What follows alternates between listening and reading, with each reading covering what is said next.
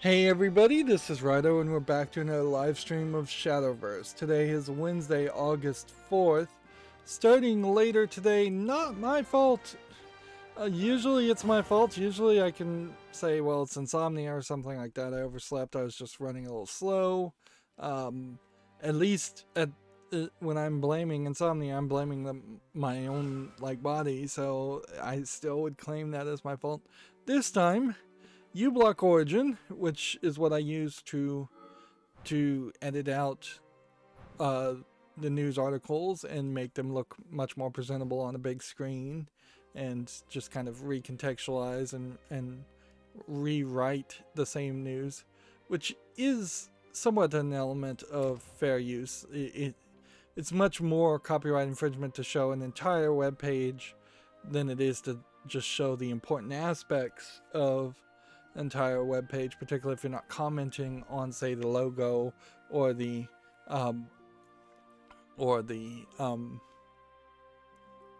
ads on a page. Although, in all fairness, some of that is also just a new form of accreditation. So both arguments. Let's buy one pack just so we open a pack every stream. Anyways, uBlock Origin just crashed, and I suspect it might have been in part because Chrome updated and is trying to implement its own new ad blocking type security things that would let Google ads still through and block pretty much everything else. That seems to be what Google does every time they act on the pretense that they are going to do something to benefit the end user. It's really just to protect their own AdSense business. Let's check this first. Ooh, private match. Do I even want to try and do a private match? I don't think I do. When there's not an event happening, private matches are kind of crazy. This leaves me with Swordcraft and Bloodcraft victories, which will be fairly easy to do. So let's just pick. Do we want to play a Swordcraft or Bloodcraft? I think we want to play Swordcraft, and let's hop in there. So I've been spending the past hour or so rebuilding my uBlock Origin, and so things are just going to look a little wonky, probably going forward for a while, until I just get more ambitious with trying to fix visuals. I had it set in pretty well. Mostly that's just Video Games Chronicles, Steam, Gamasutra, and Gametsu, as far as those websites and the ad blocking. Everything else is more incidental, and on a daily stream we're not likely to even go to any other different pages. Ignorance will be swept away. But yeah, I've been spending a couple of hours extra fixing that and setting that up, which is annoying. I did manage for the accountability section to play some Batman Arkham City. In all fairness though, the problem here is I'm doing like 3 or 4 hours a day when I am playing Batman Arkham City, and every time I play for an hour, I end that hour going, boy, does it not feel like I've done anything at all. There's just a lot of collectathon, wander around looking for Riddler trophies in that game, and if you were to make an abridged version of Arkham City where it just faded to black when you didn't enter a building, like if you got rid of the entire open world, or even if you kept the open world but didn't have any of the collectibles, you could easily have a nice 10-hour or less experience with Arkham City and have saved yourself a lot of just random time wasting content that really seems like it's only there to make a game feel like it's 60 hours long when it really shouldn't be. There's like 400 collectibles. Very little of that is necessary. Meanwhile, the actual game has 8 at best medium-sized dungeons. In reality, you would really describe them as fairly small dungeons. There's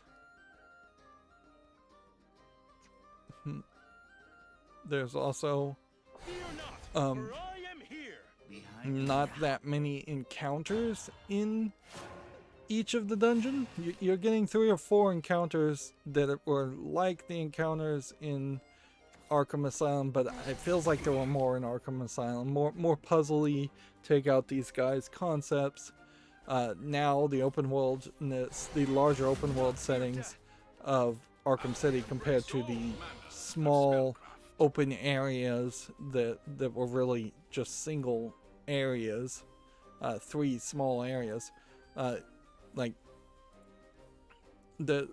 in Arkham Asylum, those were the areas where you would just pretty much just beat up on people and not try and solve a stealth puzzle to take out the enemies quickly. Now you have a lot of sections inside the dungeons where you just beat up on people, and there really isn't a puzzle to try and stealth your way and take out the characters, on top of a smaller number of the stealth puzzle sections. In all fairness, though, I don't think the stealth puzzle sections are particularly good anyways, and I honestly just think if they animated it more like the Telltale Batman game, if they just told a story, if there was no beat 'em up, free flow, button mashing action sequence, it probably would be a better Batman experience. It may not be a better game. I've also realized as I've unlocked some more of the abilities and gadgets, that some of the augmented reality side mission things you really aren't going to be able to accomplish at all unless you have particularly the Line Rider gadget, which is a gadget from the first game, and honestly you're not getting any gadgets that weren't just in the first game, so there's not a great explanation even as far as why, when you started the game as Bruce Wayne with no Batman stuff on him, which is questionable in the first place, but alright, Bruce Wayne probably expected to be captured at the beginning of that experience. But you order a basic missile drop of your bat outfit at the beginning of the game, and that's how you get into the bat suit. And with that order, you obviously didn't order all of the equipment you would want to have, and the only thing that would even slightly explain that is that Batman says a bigger bat belt with more gadgets would slow them down, but that doesn't really make any sense, because now you still are having all those gadgets in your inventory by the point you get to the end of the game, so that's not really a good explanation. It would be funny if you tried to make a Batman game where all the gadgets literally did slow you down, and you had to, I don't know, in an RPG style, build up your strength so you don't become over encumbered. At least that would slightly make sense. But it's not like Bruce Wayne at the beginning of the game was particularly beat up and incapable of holding things. If anything, he gets poisoned and gets weaker throughout the game. Which comes to the next part. It's only a slight spoiler that they're bringing in characters, and one of the characters that they bring in is Ra's al Ghul and his daughter Talia al Ghul. That's 2 characters, I guess. And to bring in the League of Assassins and Talia al Ghul, they make one Ninja Girl model, 3D model skin, which looks horrible, and it makes it look like they are all clones of the same person, because it is literally 4 or 5 ninja girls attacking you, and they all look exactly the same, like clones, even down to having the same tattoos. Graphically, they look terrible. It is the only point in this game where you have actually fought a woman bad guy at all, with the exception of a slight, you smacked, I think, Harley Quinn at the very beginning of the game. Like you hit her once or deflected her attack once, and that was it. And then people pulled guns on you, which honestly, there's just a huge amount of benevolent sexism in Arkham City. I hate to have to make a point that sounds somewhat similar to Feminist Frequency's argument, but Arkham City really is like a great example of sexist design. There's no way around it.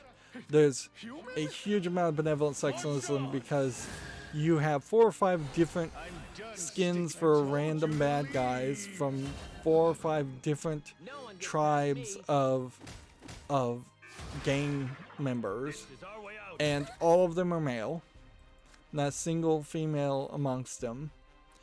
When they throw the ninja girls at you, they look way worse, because they don't care about them, or probably because they thought they might not even include them. And on top of those lesser, more difficult to recognize sexism, there is the blatant and obvious sexism that every single character in this game that's female is drawn incredibly from a male gaze sexual lusting eye, or male gaze is probably the wrong phrase to use these days, but I don't know a better phrase. Like all of them have cleavage, all of them are drawn as sex objects. There's not a single female character whose outfit hasn't been changed differently from what it has been depicted up until that point. It's bad. I mean, I don't know what else you even can say. It's a clear example of them just not being even anywhere close to thinking about being respectful to the characters as they'd been drawn before, as they've been established. None of the characters are particularly given a lot of story as far as the female characters. Like the Ra's al Ghul, Talia al Ghul fight itself could have just been Talia al Ghul, or it could have just been Ra's al Ghul. The tight leather pants they put Talia al Ghul in are animated half the time as a slightly dark brown color, which makes it look like, well, it's like the inner fabric. It's like the outer fabric is one color, the inner fabric is another color, but it's in a color palette that makes it look like it's straight up see-through. Like she's wearing these kind of brownish blue outer fabric on the outer sides of her hips and her legs, and then the inner thighs, pelvis, buttocks, all of that in kind of a thong pattern looks to be see-through, as if she's just walking around and you could see through right up her behind. And I would hope that wasn't intentional, but it does not look good at all. They needed someone to talk about fashion in general, because this is the laziest, just sexist fashion you could possibly see, because it really is, hey, let's make this character more sexy. Alright, well, I know what to do. Let's just show more cleavage. Let's just show more belly. Let's just show more arms. And like there's better ways to do that. There's more descriptive ways to do that. And for like Harley Quinn, her outfit being remade actually is a good idea. That original Harley Quinn outfit it was made for a cartoon, and they were doing it on the cheap so they wouldn't have to animate a lot of detail. For a game, making it more detailed makes sense. It also is a very generic, like, clown outfit. But what they did to redo her outfit, and arguably it's better just because they did it in Arkham. They put more effort, I think, in redoing outfits in Arkham Asylum than they have in Arkham City. What they did was continue down that same path of just trying to show more skin. Enemy or no, you did good. And frankly, if you care about Batman at all as a story, and you know, like, who Harley is, boiling her down into just a crazy sidekick with no personality other than being an object of desire is insulting. It's insulting with any character. Like, at a certain point, if you are going to make a character that is just going to be an object of sexual desire, you have to start off fresh and new there. And as soon as people demand more, and you have to give some backstory and characterization to those type of characters, that's when the character has to actually grow. So yeah, had they, well, I'm trying to think of a game that would be a great example. There was one game that had you fighting in World War II in France, and there were actual cabaret dancers that were like topless, and there was posters of topless characters. I don't even know if the 3D models were ever shown topless, if it was just pictures, and that all got censored out in that game. Was very much like Assassin's Creed, but isn't just even being sold anymore. Like, those characters are about the only characters I could think of that would be like, all right, these are cabaret topless dancers. They're there specifically to be objects of sexual desire. That game was very weird in that it was censored unless you bought the DLC, and then they took the DLC away, and you couldn't buy the DLC to uncensor it any more. And I think they actually took it away from other people who had already bought the game. So even if you had bought in the DLC, they shut down the servers or something to screw over the place. But yeah, I think that's about the only kind of characters you could have, is, or you know, in a more well-known reference, Duke Nukem 3D. When you're going through the porn shop and you're seeing strippers, and like at that point, that's the kind of character you can create.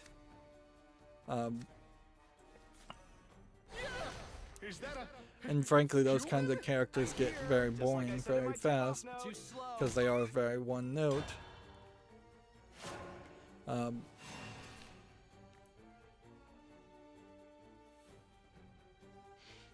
But yeah, you can't do that. You really shouldn't be doing that to Harley Quinn or Poison Ivy or Talia al Ghul.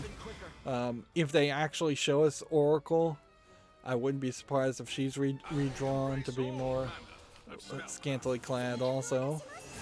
Robin did show up for a brief second, but you didn't get to play as him, which I think I'm probably somewhere around 60 to 80% done with the story, but I'm nowhere close to getting all the collectibles. I don't even have the gadgets.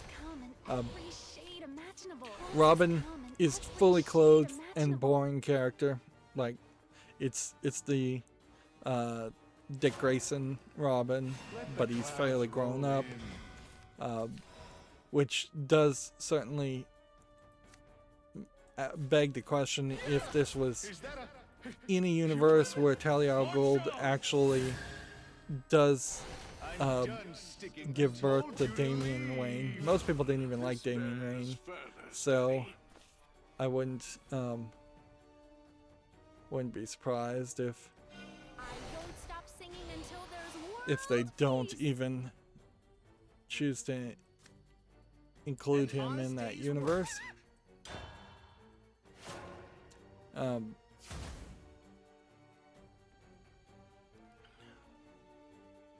But yeah.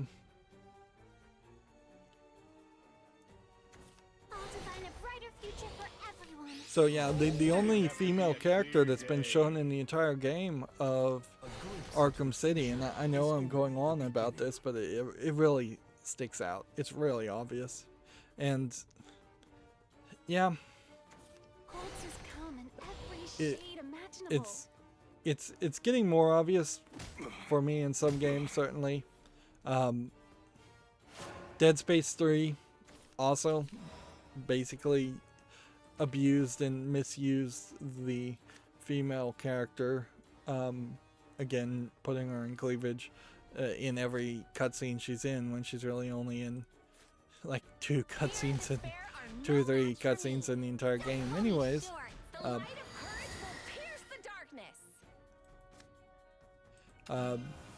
Some of the pinball tables certainly are designed to sell on sex, although in all fairness, pinball tables knew what they were doing, and they were being very, very obvious about it and intentional about it.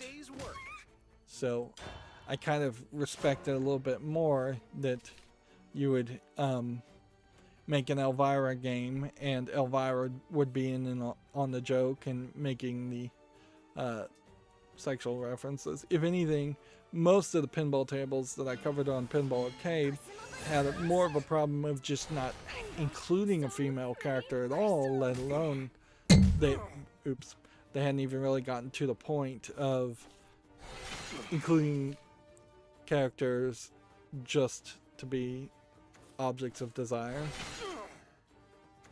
Trying calculations set. Ready to summon. A glimpse into the future is only the beginning. Yeah, but I guess that's about enough of that. Yeah, I have been playing a little Batman Arkham Sun. I'm still working on my irrigation manifold box. I worked on it a little bit yesterday, and part of the problem, it's don't buy anything that has any plastic on it. This is what I can say. For any garden hose connector, don't buy anything at all that has any plastic on it whatsoever. Get 100% brass everywhere you can go. And I don't mean like don't buy things that have rubber washers in it. Obviously they're going to have some kind of rubber washers in it. Although if they had plastic washers in them instead of rubber washers, that'd be a problem too. So I bought a 1-to-4 hose splitter. First one I snapped, trying to get stress relief because the faucet spigot was just pointing in the wrong direction. I had to buy a special swivel adapter to relieve that tension, and then I put it into a second 1-to-4 hose splitter, and the second one does fit, but it doesn't seal correctly in its own part of the screw-on head.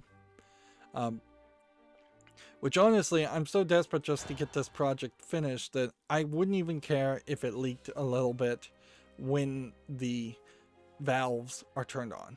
Like, I kind of don't even care past that point. I just need it to not leak 24/7 when the faucet is turned on, because the faucet needs to be turned on to the valves 24/7.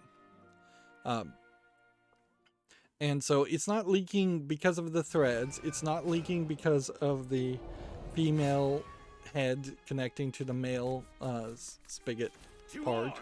It's leaking under that part, because that part under there either doesn't have a big enough washer or a tight enough connection, and I couldn't get it any tighter, to seal, or just straight up has this design that is bad. And maybe it's because I've been working with it enough that I put some pressure on it and separated it, but I don't think so. I just think it's cheap Chinese plastic, and that's the problem, really. Anything that's a lot of these connectors and fitters with cheap Chinese. And see, I had a very similar problem with another adapter, and I replaced that adapter, and you know, that seemingly has solved that problem. So to try and solve this, I had gotten pipe thread, pipe plumber's putty type stuff, and I just slattered as much of that stuff as possible. I don't know how toxic it is, but it did say to wear gloves, so I did say, all right, you know, I'm gonna wear gloves. Last thing I need to do is end up in the hospital because I've touched some chemical, and it definitely did give off nauseous fumes while I was putting it all around. And so yeah, I've just slattered a ton of the putty, and it did fill in the crack between the device. Mostly when I turned on the water, though, it still was leaking. It did say wait 48 hours if you're going to pressurize it up to 100 psi. It is supposed to be airtight. So I'm hoping that the stuff I bought hardens, whereas it's possible there is some stuff out there that doesn't ever harden after 48 hours and just fills in the hole and just forms a filler. I'm thinking if this doesn't work, either I replace the 1-to-4 splitter with a all metal one, which would be this would be the like third instance of replacing that component, which that certainly sucks. And the whole way I built the thing is wrong. Like I just came from a different perspective and came from the idea of trying to get it to fit one way in the box when I could have gotten it to fit a couple of other ways just by rotating 90 degrees. And yeah, there definitely was a much cheaper, better way to do this, and I've now realized. But yeah, I'm hoping the plumbing putty sets and everything is done. Otherwise, I'm thinking either getting a new 1-to-4 all metal splitter or buying a can of waterproof expanding foam and just spraying the box with waterproof expanding foam, which that's dangerous, certainly. Like, you spray that stuff, it makes a huge mess every time. It gets all over your clothes, it gets all over your hands. I've never been able to use the expanding foam without it being a nightmare, and then it gets stuck to your hands and stays that way for usually half a week or longer, pretty much until your skin replaces the outer layer. No one gets past me. And it certainly, if I start spraying around the box, I may just fill the whole box with foam, or a lot of the box with foam, and it's not really what you want. Like, at some point, I would like to be able to have to be able to work on this if a plumber needs to be called or if something needs to be replaced. Making it kind of a permanent thing where a plumber would have to break a box and then cut off a pipe and just smash things with a sledgehammer basically to get it removed, is not ideal. Even using the plumbing putty is gonna make it look ugly, but I'm hoping that there's some kind of acetone or something that could break the plumber's putty if necessary. But even if it does look bad, you could probably get most of the components off and just maybe cut off the pipe and put on a new spigot in general. And yeah, that's a whole nightmare, and that certainly explains why my next time I do this, which is probably going to be next year, There's a battle underway. coming out of the spigot to the rest of the device, I'm going to try and just use a short rubber hose. That will fix water hammer issues. That will make sure there's no stress problems. It'll mean I could potentially put the spigot in a completely different place from just being directly atop of a connection of more solid plastic connectors.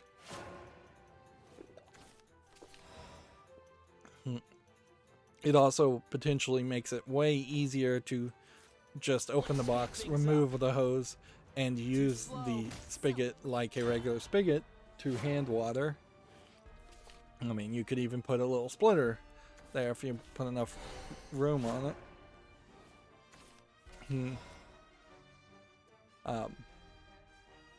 And yeah, I'm already giving up on the anti-siphon connection. I'm also kind of giving up on the box being waterproof. I can try and do that, but I think that would also be a bit of a mess. I'm just going to try and make sure it doesn't have such incredibly big holes that rodents and giant animals and insects try and get into it. But even that is going to be a nightmare, because now I'm going to have to work basically upside down.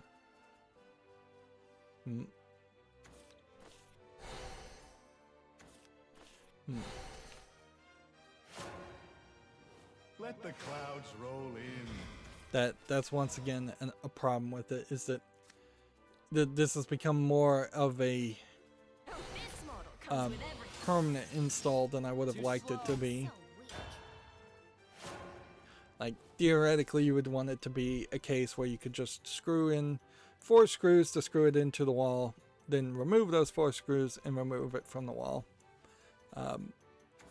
Now it would be break at least one connection and hope that the plumber's putty doesn't make that incredibly difficult, and then remove the 4 screws on the wall, and then potentially have to disassemble the whole box again, and all the components, because there's just a incredibly large amount of stuff. Alright, well. March on!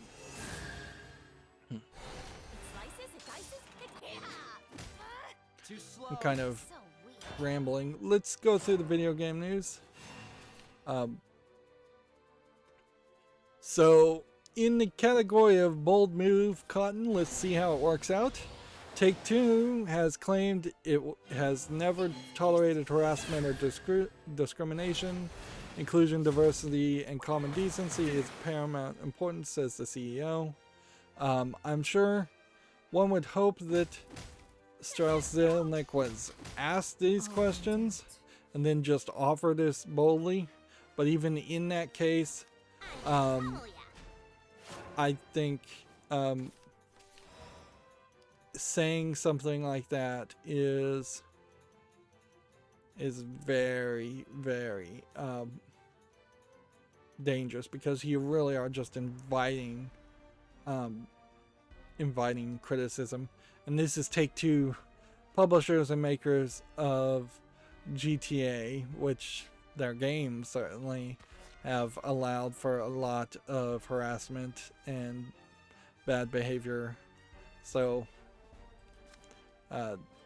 you really are being very bold in that kind of statement. One step closer to victory. And then you certainly have, off the top of my head, the Randy Pitchford problem with Take-Two. Because yeah, Randy Pitchford, well, he doesn't work for Take-Two. He owns Gearbox, or at least he did until Embracer Group acquired him. He worked very closely with Gearbox, and Randy Pitchford most definitely has done some bad behavior and harassed, and maybe not discrimination. Maybe there aren't any claims against discrimination. I live to create a draconic paradise. Should have been clear. Let's see. So yeah, it's definitely a dangerous thing to say when staying silent would have cost you nothing. And we'll see if it plays out, but whatever. Destroying me with at least 5 attack, alright. Take my blade of resentment. And then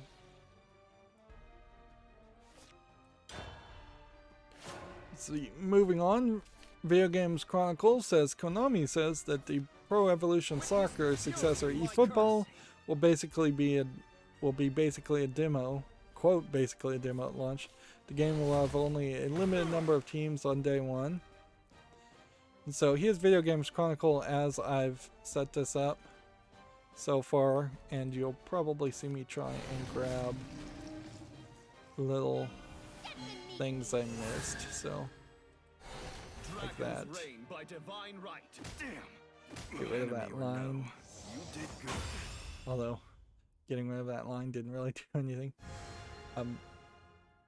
I'm on so many sites finding gray bars and on top and bottom and on the sides. I have been able to get rid of the ones on the sides just by bringing in the margins on using a different plugin. But yeah, on the bottom there's one here that I just don't feel like I can get rid of. It's showing me this background image, and I say create, but it doesn't really get rid of the background image. Yeah. And see, that's slightly annoying, but whatever. We've gotten 90% of the way there. Otherwise, you were going to see me spend probably an hour today just cleaning up these tabs. Here, Video Game Chronicle says Streets of Rage's most famous move has been mistranslated for decades. Yuzo Koshihiro marks its 30th anniversary by saying Alexel's Grand Upper shouldn't be called that. Supposed to be called Grand Upper. What was it supposed to be called?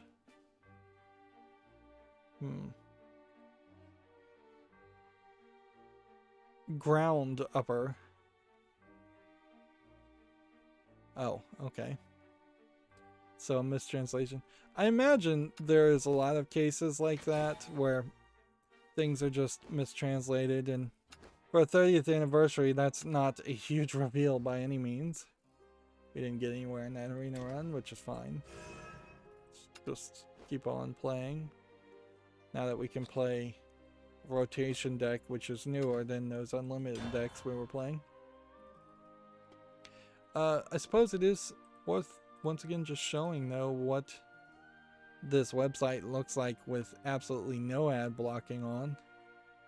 With just turning off that one factor, you have a lot of stuff happening here. To arms! There's a battle You see, underway. oddly, this looks way better. My only real concern is this tweeter thing. Was that in? Like getting blocked?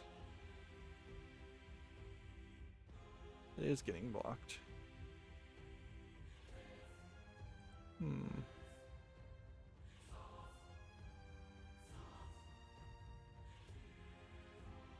Well, I don't know if I can fix that or not.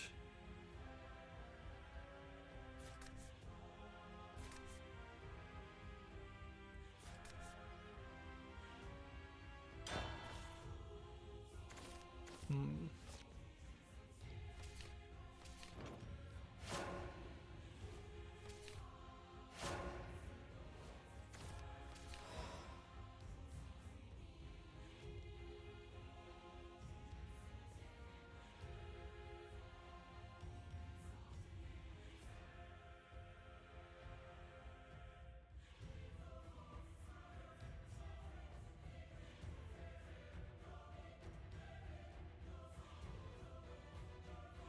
Hmm.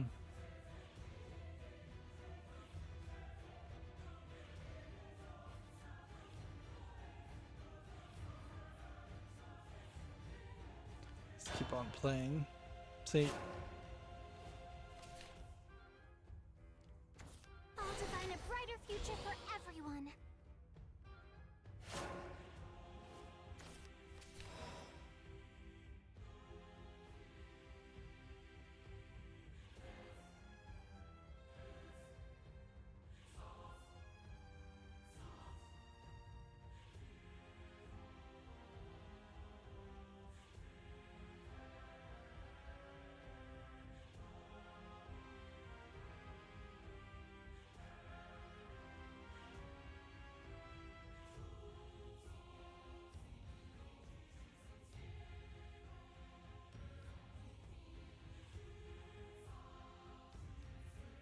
see if we can see if that fixes that.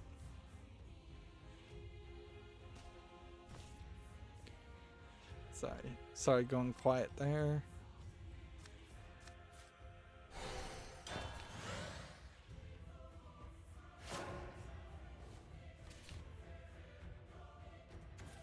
Someone as beautiful as her could never understand.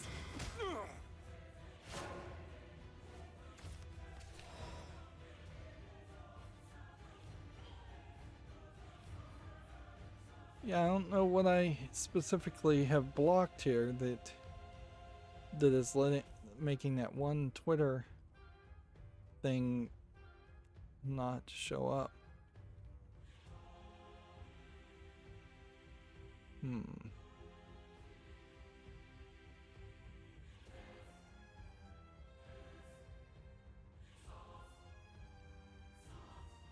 Twitter, cleaning up Twitter in particular is the biggest problem.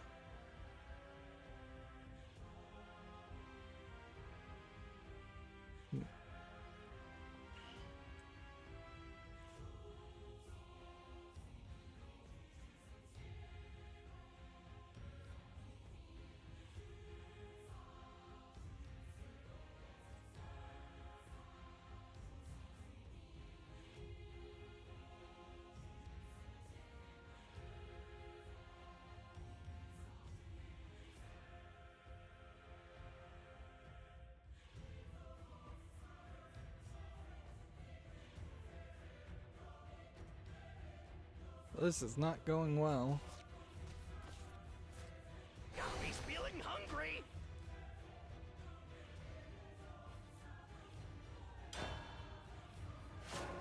So what I'm gonna do is just get back to where I was.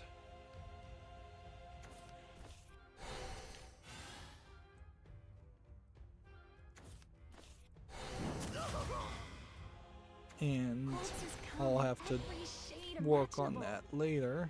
Damn.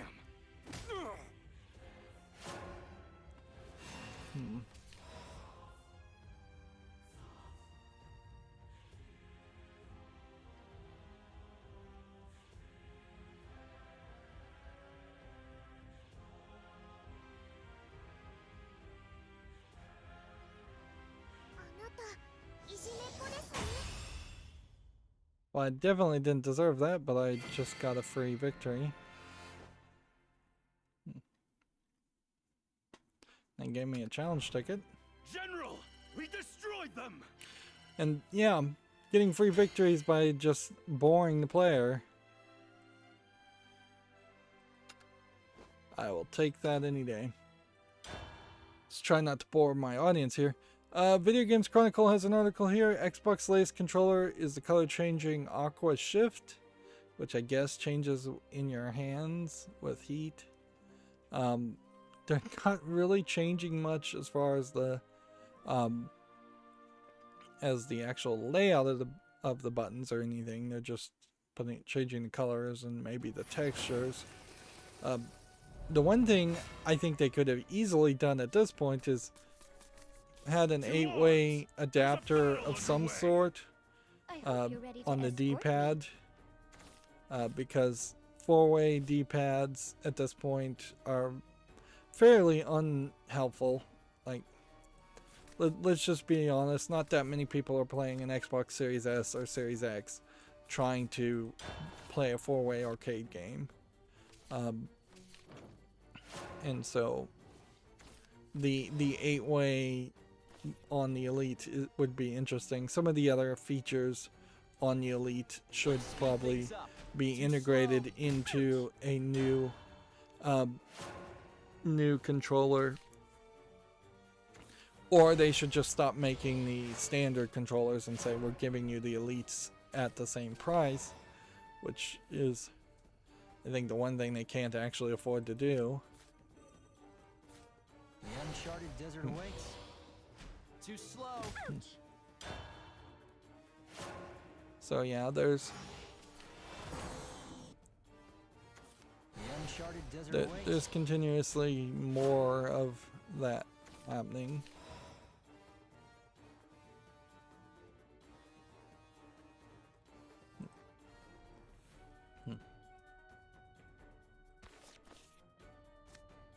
And I can't immediately complain about the fact that they are What do we have here? Are you Best worth of your luck to weight you. in gold? that Too they are slow. making more colors. That's good design. Moving on, Video Game Chronicles says a secret PlayStation VR 2 specs look impressive. Digital Foundry claims unrivaled specs make it look even better than the leaked ones. Which, okay, I guess we need a PlayStation VR 2, but there is kind of a question about, is there that much of a game base compared to the PSVR 1, or has that always just been such a niche product that the second version of the game is going to still feel like mostly an iteration, just on the fact that there won't be that many games? And inherently, PlayStation making the PlayStation VR instead of Microsoft making the Microsoft VR is a very different experience, because if Microsoft is making a VR headset that was a cheaper middle tier VR headset, they would combine it with Game Pass. You would get one VR game every month. There would be some real push in that direction. And frankly, it'd probably be a bad thing, because then Microsoft would have some of the companies it's just acquired making VR versions of their games. And the PlayStation VR 2, I still don't think it's going to satisfy most people. Are you ready for true? Best of luck to you. Let's see. Too slow. Impressive. Interesting.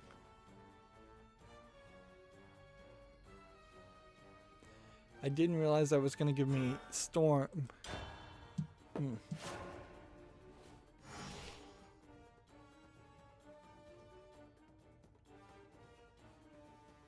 So, yeah. It seems like it's going to be 4,000 by 2080 pixels, so 2,000 by 240 per eye, which seems like high resolution until you realize how close those are going to be to your eyes. Some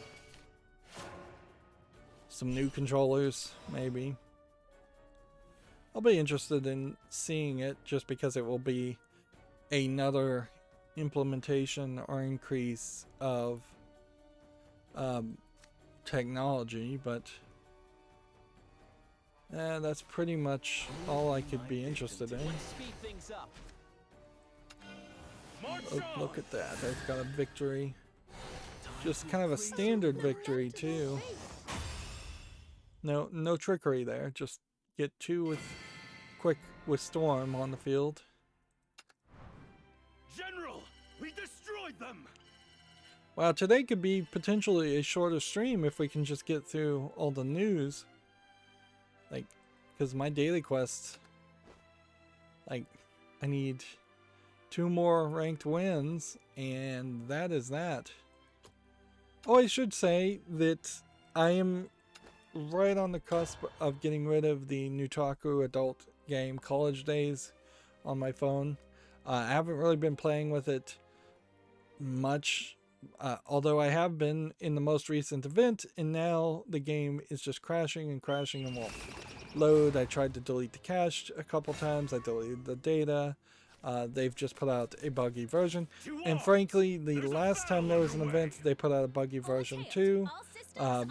The past 3 updates have been buggy also, and frankly, there wasn't much of a game there. Anyways, it's a Simpsons tapped out clone with barely 30 naked sex scenes that take a lot of time to unlock, and that's over the course of a year plus of the game being out. There's just no content there. So yeah, I think I've had enough frustration on College Days, and yeah, that's pretty much, it seems like, the level of all the quality of Nutaku games, Nutaku being owned by Pornhub. Like, so my final verdict pretty much is that, yeah, the one storefront in the West that actually competes as far as adult games with Steam fails to deliver any real quality, and definitely tries to double and triple down on microtransactions and just wasting your time. Like, it definitely is built, all their games seem to be built around the idea of you getting very excited in the first few weeks and buying boosters and microtransactions very quickly before you realize that there's just no long-term content worth playing in them. Where if you compare that to Destiny Child, the Korean lewd game that doesn't have full sex scenes, although at one point they were getting dangerously close to that in one of the stories recently. And a lot of the lewd outfits lately are getting basically down to just being full nudity. March on! The Destiny Child is way better of an experience. I've been playing it for probably 2 years straight, almost every single day. Like, having the automated dailies get done, which are, frankly, they've added so much to that is taking a lot of time up in my day. Just even starting the automations is taking a lot of time up. But yeah, Destiny Child's a great game. Kind of hard to recommend playing it now. You're going to have to do a lot of catch up, and I don't know if you're ever going to be able to get as many characters as the average player or get ahead of the curve. Like, I didn't start on day 1, and certainly I can feel that there are some things I will have missed because of that. The dawn shines like a beacon of hope. Alright. One step closer to victory! Dawn always prevails. won't Oh, give dawn him is an inch. dawn is upon us. Well, this sucks. I attack here, I die. Blessed sunrise. What is it you desire? What do we have here? I wait here, I guess.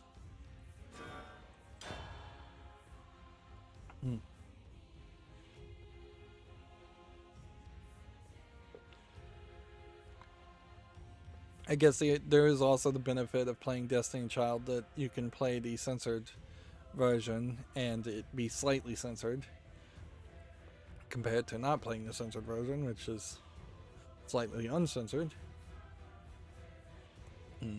Although the differences aren't huge. Anyways, back to regular video game news. Call of Duty Vanguard is coming to current and next generation consoles with a setting fans know and love, according to Activision. A new Call of Duty game is in development at Activision Mobile, so a unannounced mobile project. Another quick disconnect. Interesting. I really didn't change any of my network settings or anything. It seems like we're just getting disconnects more, which great. That is just great. I will take every disconnect and every easy victory I can get. Honestly, if I was making a collectible card game, I would on day one have bots designed to just disconnect and just say you win. Just increase that win ratio. You want to hit a 75, 80, 90% win ratio. There might be a better way to do that, certainly. You could have a stars system where every victory gives you 3 stars and every loss takes away 1. That would work fine, particularly if your daily quests were just win 9 stars. Easy enough to do.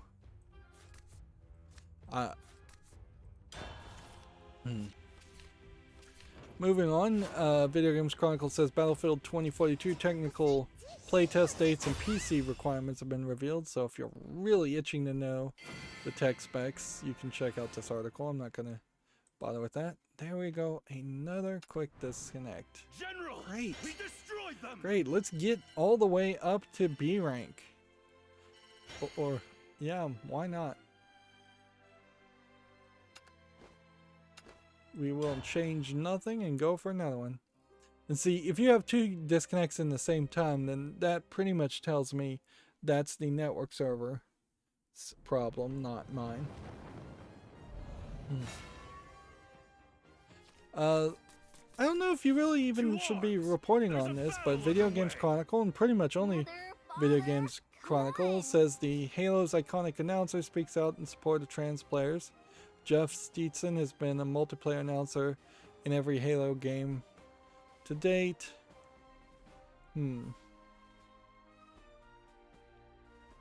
Let's see. It was asked to say trans rights in a personal message on Cameo. Instead, he left a 2-minute message in which he discussed his feelings on trans rights and details. Okay. And see, this is kind of the problem, I think, in general, with the idea of turning actors into activists. Like, should we care what some random employee at McDonald's thinks? Would people pay for a cameo of a McDonald's employee to talk about their opinion on any subject? The answer is pretty much no. But because this is an employee who worked on video games, we have been tricking ourselves or been tricked by video game journalism or video game developers to think that employees who work on a game are like special and that their opinions matter. We have seen this certainly way more prevalent as far as actors and musicians and TV personalities and news reporters, which frankly none of those opinions should matter to anybody. Like the kinds of people's opinions as far as any subject, and I'm just talking about this in general, I'm not even going to bother to say one way or the other as far as the message, talk about the message, because there's kind of no point. The problem, the only kind of people that you should be listening to on a subject are incredibly learned, educated individuals, people who have experienced it themselves. So I suppose it would be more impactful if he said, I am transgendered, or I know someone directly who's transgendered, and I've been allowed to repeat his story. But honestly, at that point, he probably should just let the person themselves tell their story. But yeah, if somebody was a professor, if somebody studied it, if they've done deep, thoughtful insight and investigation in it, and it isn't just all, well, this is my feeling on it, or this is my personal experience on it, that's the kind of person you should listen to. And then I would say also you should listen to policymakers, politicians, and such. It's different if the head of Microsoft comes out and says, I support this issue, which he probably would, because the head of Microsoft would be somebody in charge of a lot of people, and certainly making policy at Microsoft and affecting people's jobs. Whereas a narrator for Halo isn't really doing that. So a story like this, in a lot of ways, is not news. Like you can say, yeah, I support this and I think this is a good thing, certainly, but at the end of the day, it really is just not news. Somebody said something somewhere. Like, you could make even a better argument that, like, actors and musicians have more of a effect. I won't say relevance or anything like that, but at least the musicians have more of effect because they tend to drive public sentiment somewhat, but kinda they don't. So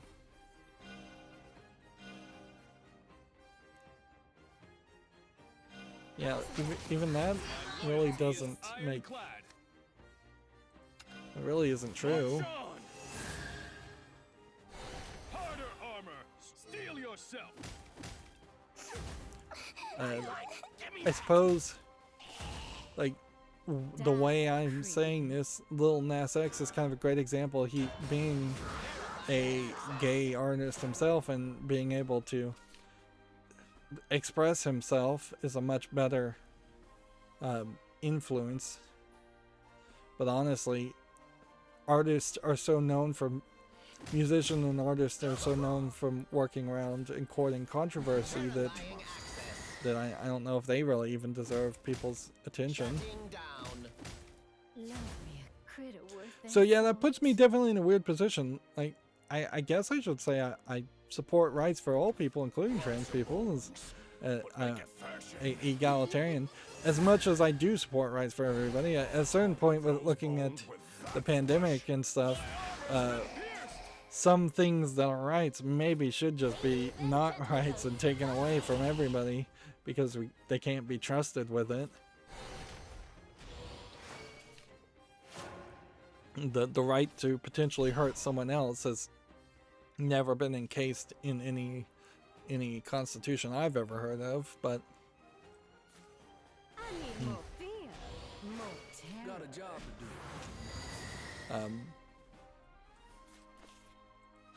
let's see, I guess we keep that, Loyalty is ironclad. and then you Die, cretin. evolve that, Yeah, I love this. play that, Speed things up. evolve that one instead. One step closer to victory. There's no time for you slugs. Too slow. Turn. Loyalty is ironclad. Moving on, Video Games Chronicle, and these are all in order. That's why we're doing all the Video Games Chronicles right now. I could jump around a little bit here. Maybe we should. It says Activision Blizzard has claimed how it will set the example on how to handle harassment and discrimination. Kotick claims that leaders found to have impeded the integrity of the process.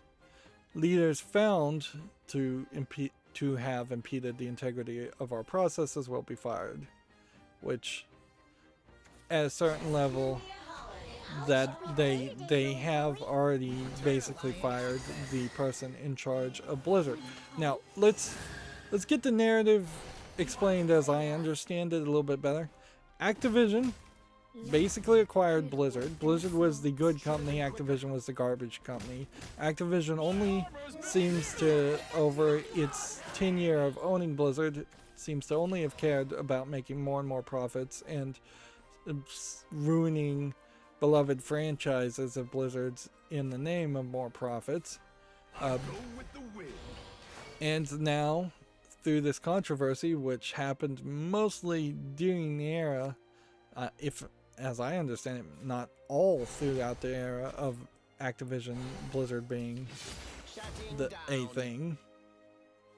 And Activision Blizzard really is just Activision being in charge.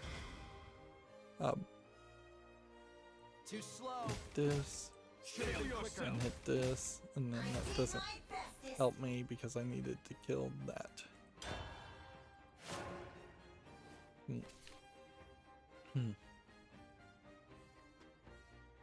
So the suspicion that I have heard around, and I have too, is that this might be the final blow to Blizzard, that they would just straight up drop the Blizzard name, they would fully acquire Blizzard, they would fire anyone who has ever worked in any high level of Blizzard, and replace them with just Activision people. There's going to be a lot of these stories, certainly. Is the J. Allen Brack, who announced he would be leaving the company, so basically fired, as much as any CEO actually gets fired. Meanwhile, the main complaint has always been that Kotick has been using Activision Blizzard to funnel as much money into his own pocket through extremely excessive compensation for being the CEO, and I suspect that is still going to happen even as the walls burn around him. At a certain level, it would be kind of nice if we did have a point in which Activision and Blizzard went bankrupt and then their assets got sold off and different companies acquired those assets, and then there was room for reboots, room for improvements. I don't think that it's going to happen that way. I think Bobby Kotick would sell it off to companies like Tencent or something like that, and then it would just, or EA or something, and it would just become a worse company owns these IPs and does nothing good with them. Too slow. Moving on to the Gematsu articles. No More Heroes 3 has 30 minutes of gameplay, if you're interested in that. Let's see. Let's go ahead and get rid of... Oh, can I get rid of the icon? That was the one thing I wanted to get rid of. Nope. Block quote. Seems to all just be a picture. Interesting. Trying to just get this quotation mark, which isn't even a quotation mark. Let's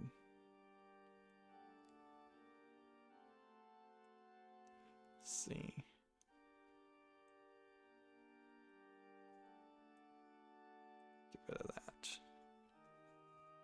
That's not too bad. So mostly Gametsu, I think, has been cleaned up.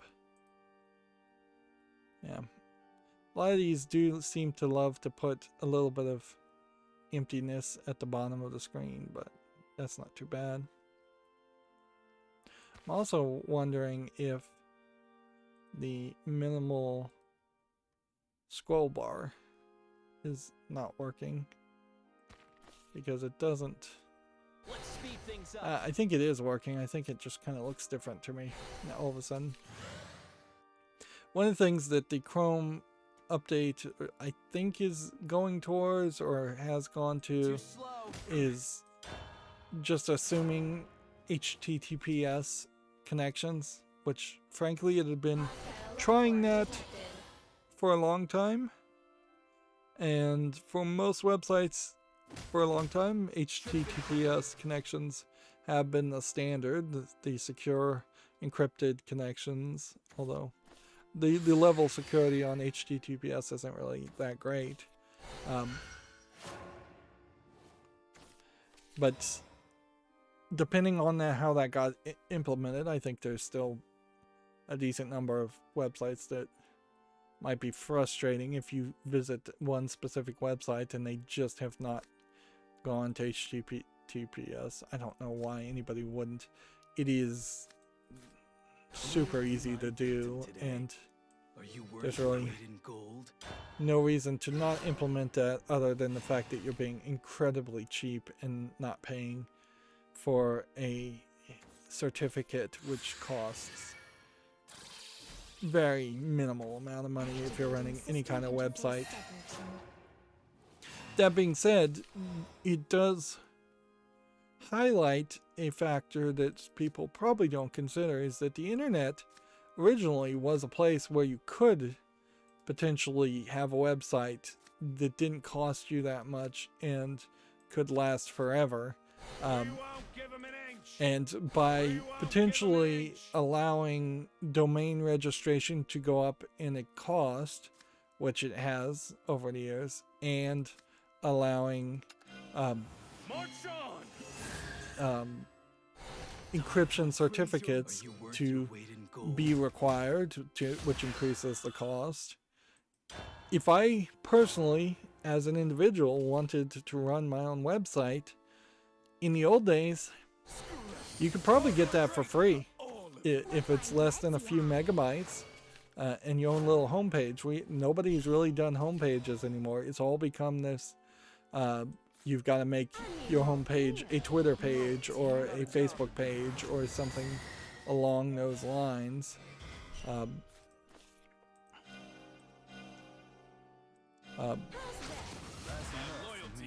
so capitalism on a certain level has completely corrupted the internet, which was once more of a place for freedom or for the free exchange of information at minimal expense.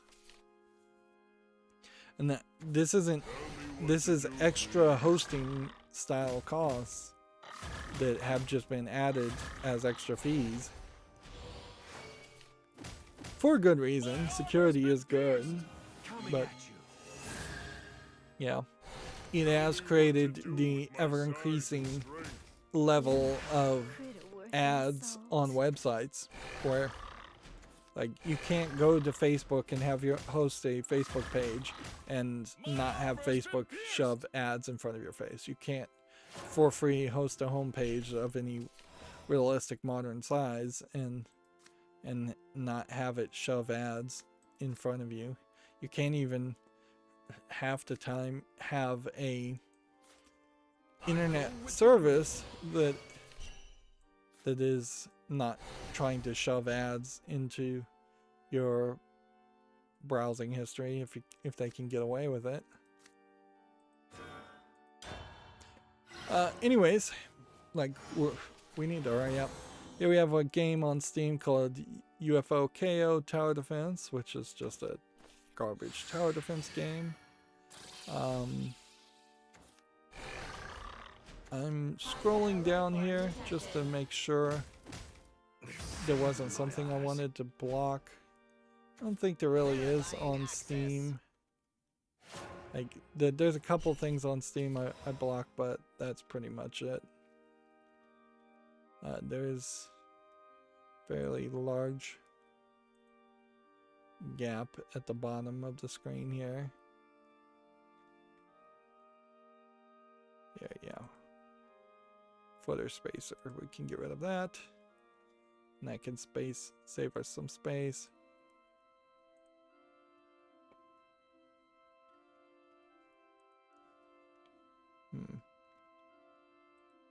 Yeah. But yeah. There's basically one thing that uBlock Origin is blocking. It says on this tab, or maybe one domain. Whereas, yeah, and that heavily comes down to the fact that if you are on Steam, you are shopping, and if you are shopping, then you expect to see Steam ads.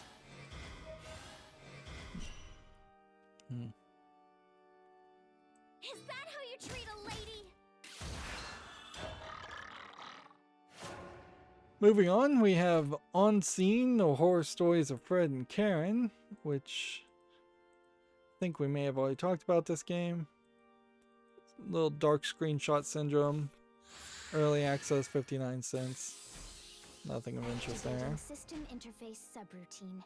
Yeah, we have a game called Devil It's Me, which is tagged as a management strategy sim game. Still not having images load.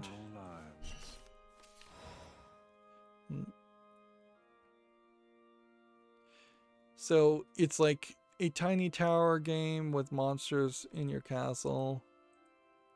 We've seen this done before, and it doesn't look particularly interesting. $8.99 English, Korean, and Chinese. That's far too expensive for what it's offering.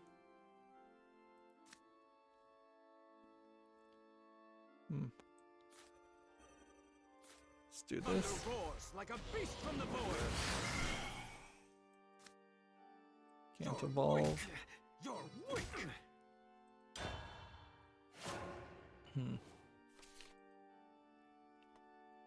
Here we have a game on Steam called Protect Eggs, which just looks like a Chinese game.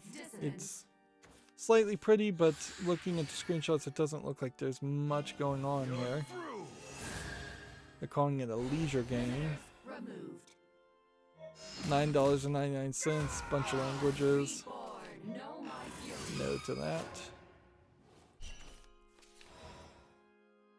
Here we have a game on Steam called Light Infantry, which looks kind of like a Game Boy style inspired game of no interest. Like, looks like it's a platformer mostly. English not supported, $8.99, Japanese only. Is there any way to win here? I mean, you can play this. Sisters, I love you. Alright, and then if you could evolve.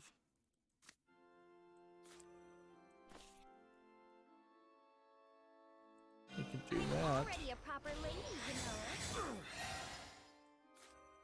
Do that. Too slow. But yeah, I don't think that wins for me. Here we have a game on Steam, Color by Number, Medieval Portrait, which is, these are obviously just pre-bought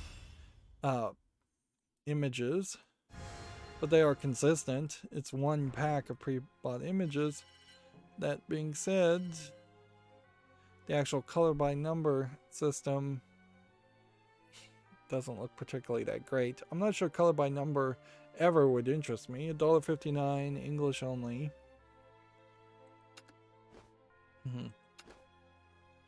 I would argue there's actually not enough pictures and not enough variety for a game like this.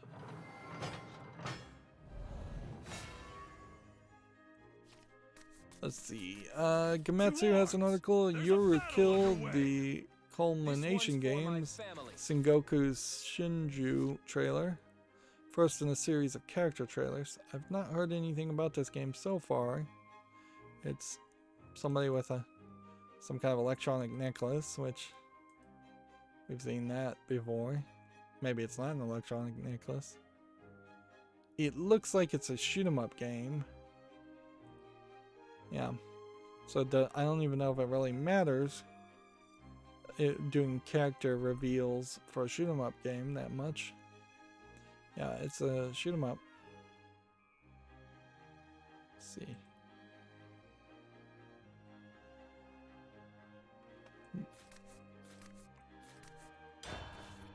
Which inherently that means I will forget about it very quickly.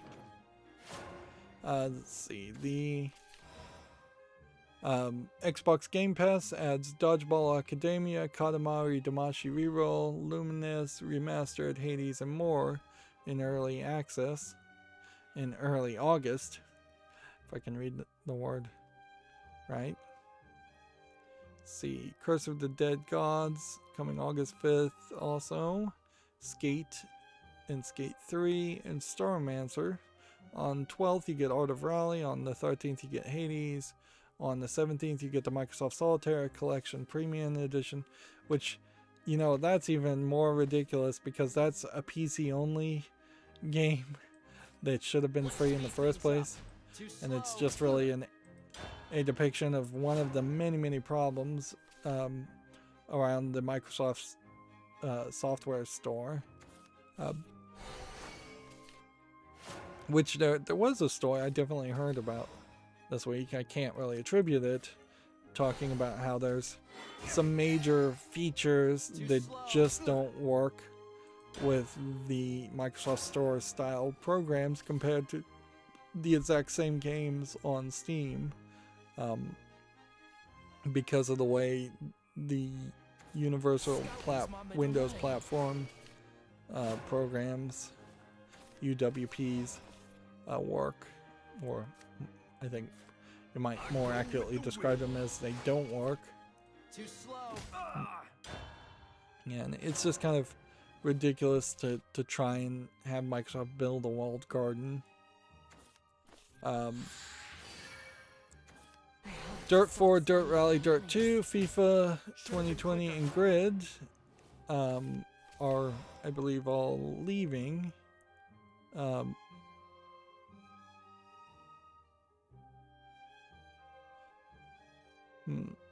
Or, no, they're coming to Xbox Game Pass Ultimate starting August 10th.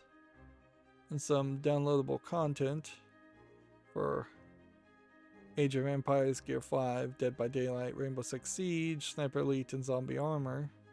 Forza Motorsport 7 is leaving the game store and the Game Pass on September 15th. And oddly, this is a weird situation where if you bought DLC for Forza Motorsport 7 because you got the game for free on Games Pass, they're giving you a free copy of Forza Motorsport 7. It also now would be the only time to buy Forza Motorsport 7 if you wanted to buy it. I don't know if you really want to buy it. Also, you're kind of in a weird situation in general because this is there is no Forza Motorsport 8 out at this point, and they're just removing the game because of licensing issues, which that definitely makes it hard to want to jump on the idea of playing any of the motorsports games. Like, I think pretty much you have a high chance, I haven't really investigated it, that after September 15th there will be no way to play any motorsport game at all if you haven't already purchased one. You crusty horseshoe.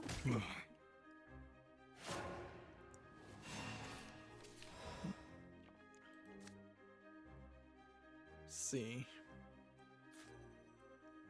We won't give him an inch. Do we want to evolve this? Do we want to evolve this? March on! Just try to. Hit that one. Talk more later. Hit that one. Hit that one. Got to roam in Hit style. that one.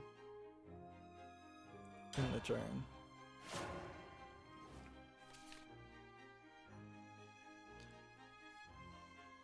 See, also some ultimate perks, Apex Legend, Fantasy Star Online, bonus, and Rogue Company, and Game Pass Quests are now a thing where you can play The Evil Within, Battlefront 2, and Fallout 4. Leaving on the 8th is GTA 5 for cloud and console. On the 15th is Ape Out, Crossing Souls, Darksiders Genesis, Don't Starve, Final Fantasy VII, and Train Sim World. What's funny about this list is I remember announcing when these games came out, and so it has gone full circle I need more beer. in my mind. Okay. I save this one. I save this one. And then I save this one. If I hit this one, I could then evolve this one. I mean, I could hit this one and then do a little less damage. Die, creepy. I'm home. And loyalty is ironclad. So if he can't kill this, I pretty much win.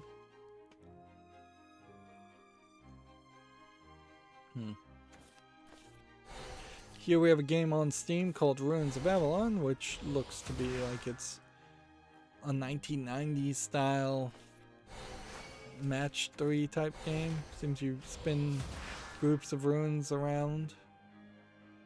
Seems slightly different than your standard match 3 game. It's English only. It's $5.39, which is a little expensive. It's being published by HH Games. So I wonder, is there a Ruins of Avalon 1 on Steam? There's some other games that are match 3 games. And honestly, if you're looking at this list of games from HH Games, it kind of is highlighting an issue, certainly, that should be highlighted.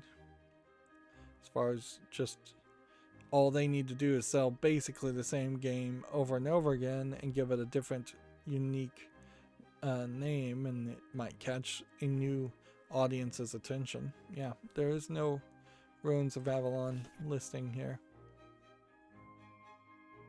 Is this evolved? Good. Are you ready for true combat? Got me feeling hungry.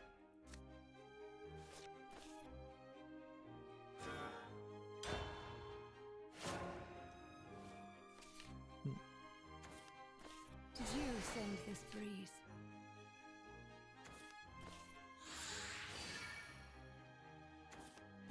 So next game we have on Steam is just a bunch of Asian letters, and looks like it's a 3D RPG experience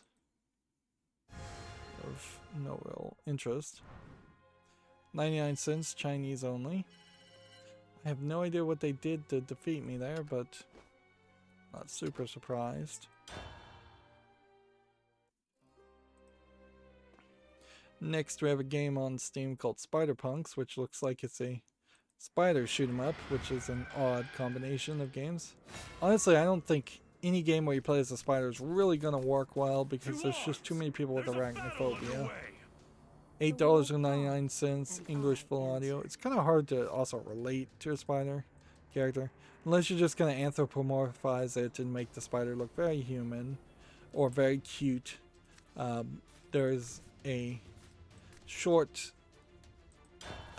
clip spider animation that airs on YouTube and has just actually gotten a deal to air on Cartoon Network, but like every month that little spider was drawn very cutesy and to make a 2-minute video, and that was it.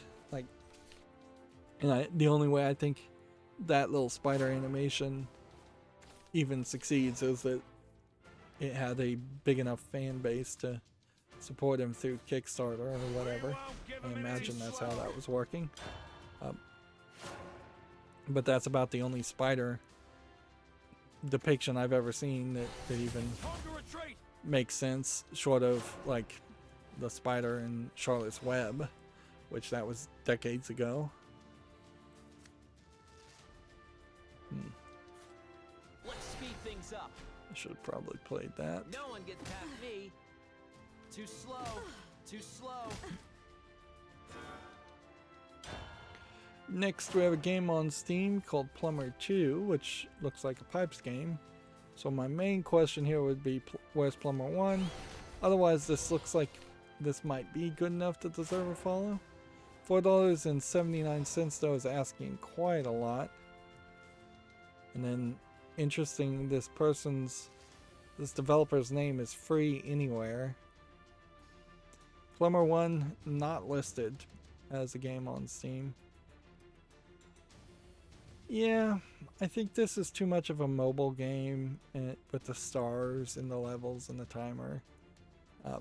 And frankly, I just don't think I'd ever actually play one of these games. I go with the wind. Alright, let's hit that. Got me feeling hungry. Too slow. That one, No one gets that past one, me. Too slow. and that one.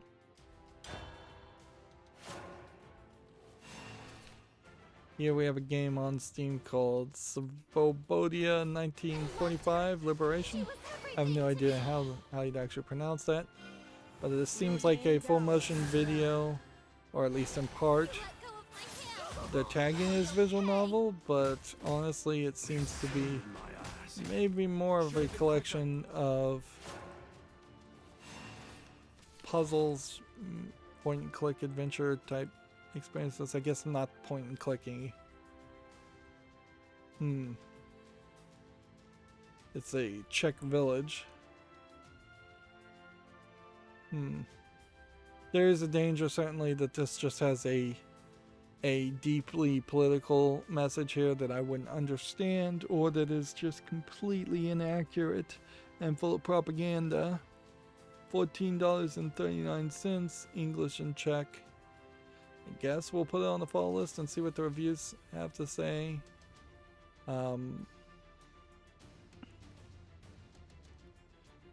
I wouldn't be surprised if there is just a case of it not being relevant enough. Anyways.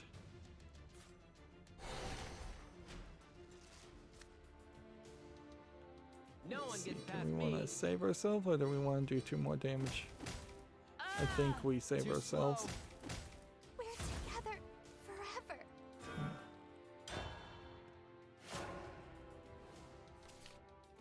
Let's see. Art of Rally for the Xbox Series, Xbox One, and Switch launches August 12th, according to Gamatsu. Which Art of Rally is kind of more of the soft shell animation instead of hyper realistic animation. I wouldn't be surprised if the developers of something like Forza Motorsport would like to just make a game that is more animated like this, so they don't have to license specific cars and models and images of cars. Particularly in the middle of this whole pandemic, I could see a case where there's just not that many new car models coming out to justify getting the skins in a video game, and there may just be a general waning of interest in cars anyways. Loyalty is ironclad. March on. So yeah, I could definitely see Harder, a whole harder. new Steel yourself. way in which things are done Loyalty is ironclad. as far as how the funding and how the development of racing games go. Gametsu says Wreckfest X Carmageddon collaboration has been announced, which Okay. I feel like Carmageddon is a really old At game last I will be anointed. where Wreckfest is slightly newer. Hmm.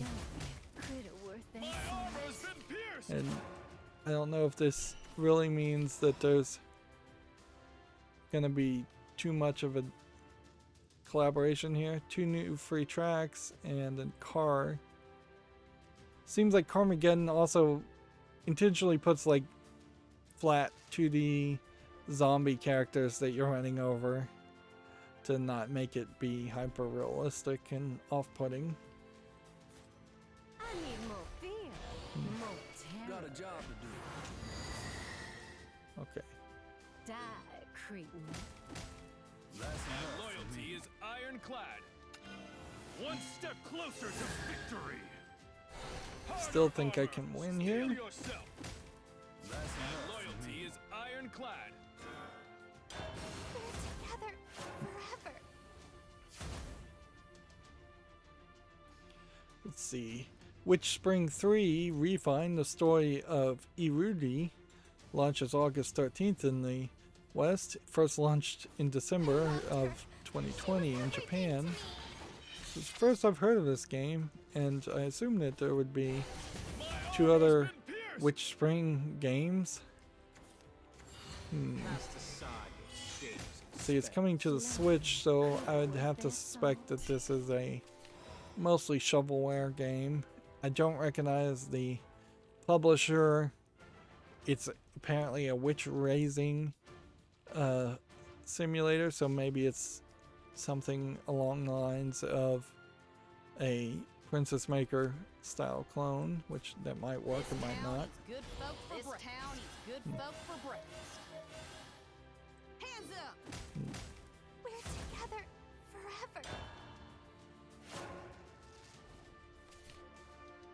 Yeah, we have a game on Steam called Here Comes Nico. Nico being the Japanese word for cat. 3D platformer for tired people. You play Nico traveling across scenic islands. Make new friends, catch fish, solve puzzles, snag bugs, and more. Seems to have some kind of Tamagotchi that you can play with too. I like the Paper Mario style animation going on here. It's being published by Gears for Breakfast, which is a publisher. I recognize that name. $24.99 is a massive expense though.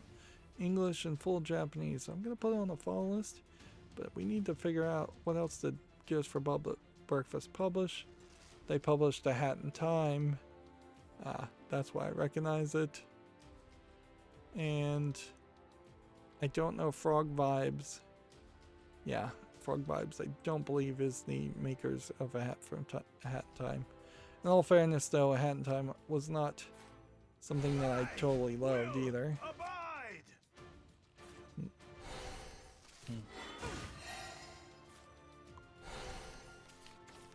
The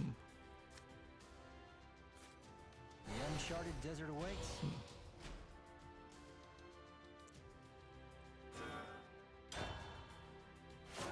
So yeah, that's an interesting surprise certainly, to have a game like that come out and not have any real advertisement for it. But I think that also makes me question whether or not it's actually good quality. Enemy or no, you did good. Man, I just got wrecked there. So much for hoping to make it to the B rank. I guess at this point there's no reason to not move towards maybe some different variety in decks and try to play ones that we think might win. Here we have a game on Steam called The Ramp, which looks to me like it is somewhat of a skating game. Although, if I recall correctly on the Giant Bomb cast, and I should talk about Giant Bomb for a brief second in a minute, I believe you have to kind of control the up and down force a little bit more to get a good flow.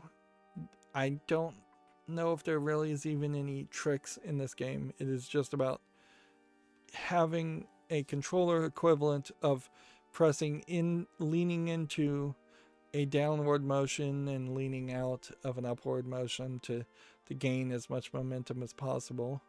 $4.79, bunch of languages. I'll put this on the follow list. It's very possible that a game like this, even though it's rated very positively already, I probably should just put it on the wish list. It's very possible that a game like this, your enjoyment will significantly vary based on whether or not you've skateboarded or not, and whether you know what the flow is, and you know that feeling, and whether you think the game is actually doing a good job of representing that feeling. So, as far as Giant Bomb, the Bombcast is still happening. I'm still stupidly wasting time listening to it. Although I am moving further and further away from using RSS feeds to listen to podcasts, and I'm just straight up using the double speed of YouTube Advanced to watch the same podcast on YouTube without ads.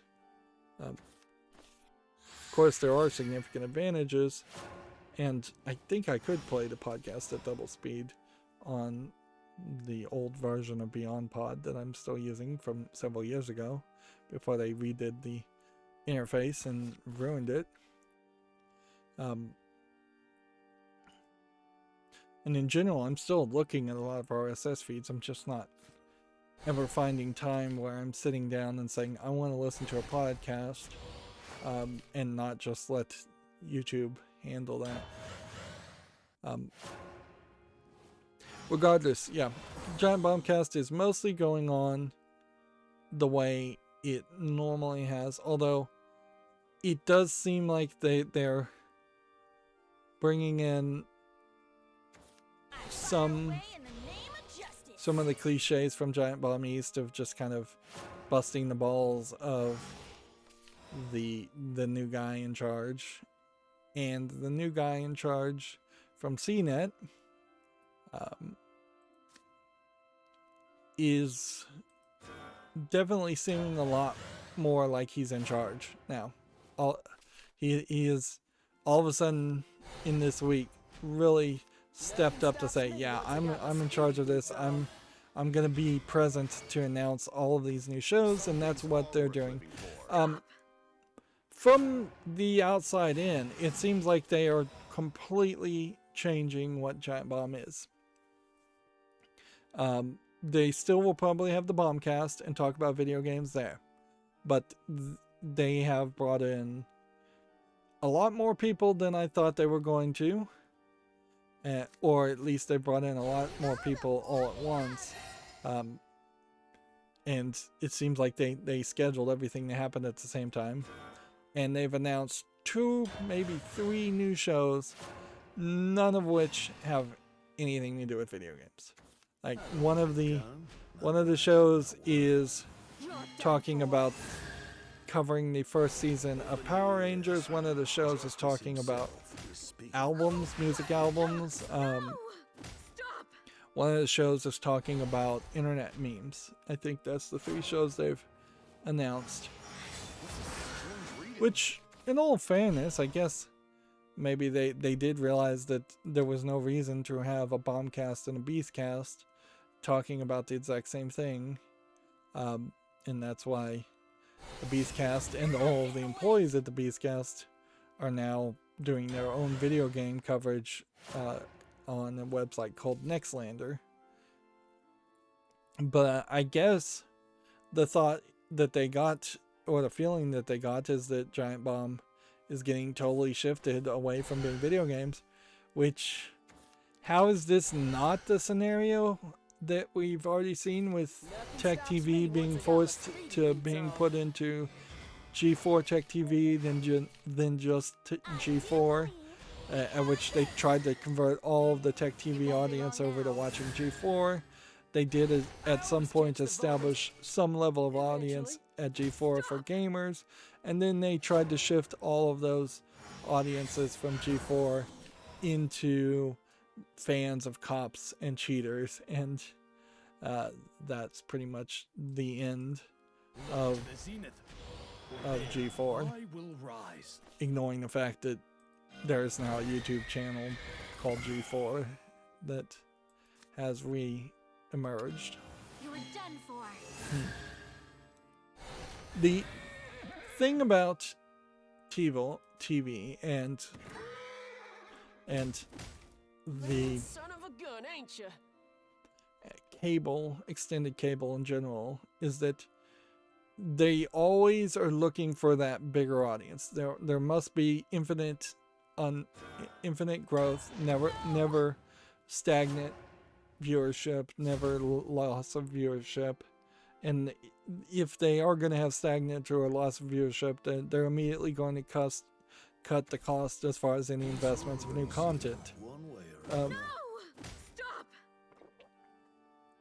Now, Giant Bomb being apparently just shifted into a conglomeration of random stuff.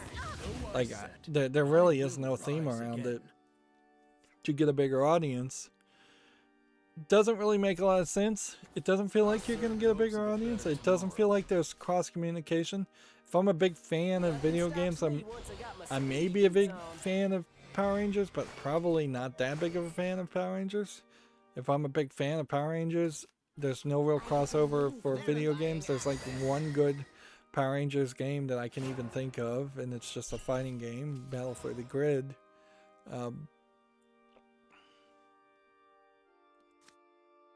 So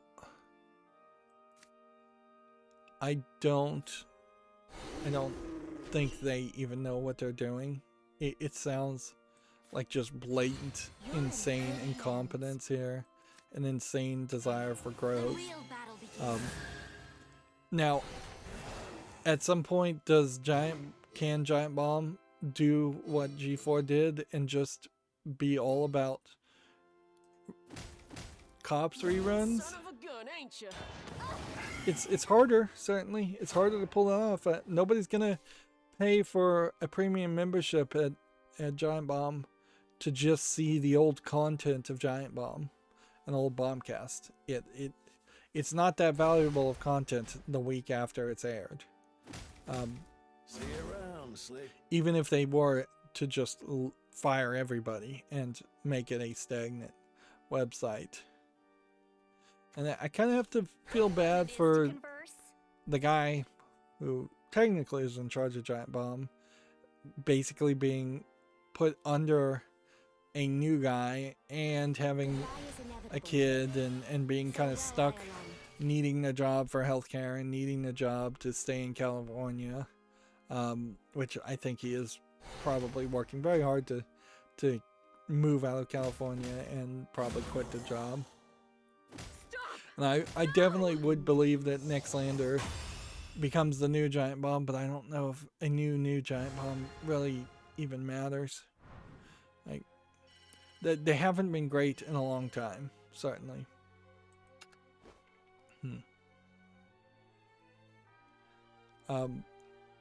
Suppose there's some things that you could say you're happy about it. It doesn't look like Giant Bomb is getting shifted over to being like an ultra woke concept or an ultra anti-gamergate website. It doesn't seem like they're trying to be a general news site. They're still trying to be more of an entertainment thing where it's the personalities of the people, but the people that are left don't really have personalities, and bringing in new people that might have interesting personalities was probably a good move, but then hamstringing them to pitches and things that podcasts that just won't work and won't last that long seems really ridiculous. So yeah, it does not look good for Giant Bomb. It definitely seems like they are very close to the jumping the shark point, or they've at this point jumped the shark I don't imagine Thy little command. there's much you can turn around here as far as video game coverage. Like, which really, that's what they should have done, is they should have just doubled down on covering older video games. There's plenty of video games still for them to cover and talk about if they would just play games and talk about them. Whereas, they all don't want to play video games, and they all suck at playing video games, it seems. Hostile unit confirmed. To die And or not. Adam Sessler, I didn't watch this video from G4, but he put out a kind of speech, kind of article talking about how Microsoft said that if you beat the game on any difficulty, that's good enough. Talking about the whole get good mentality. Which honestly, the whole get good mentality was something made up by the creators of Demon's Souls and Dark Souls, advertisers, and it was never something that was immediately created and thought by gamers. Like, even the Gamer Bros, I don't think really cared if people were particularly bad at a video game.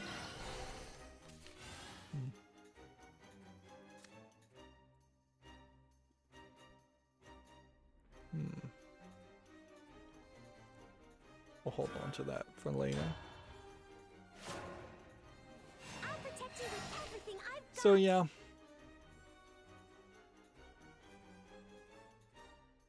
It doesn't look good for Giant Bomb, but also it doesn't look good for those people. Same thing is kind of true for Tested. I used to watch Tested like crazy, but once the Will Smith, not the actor, left Tested to basically attempt to make a VR website that didn't go anywhere. I guess he's still working on that. But yeah, once Will Smith disappeared, Norman Chan and the other people who were kind of brought in, and Adam Sessler basically turning it into his own, not Adam Sessler, who am I thinking of? One of the Mythbusters characters basically bought Tested.com.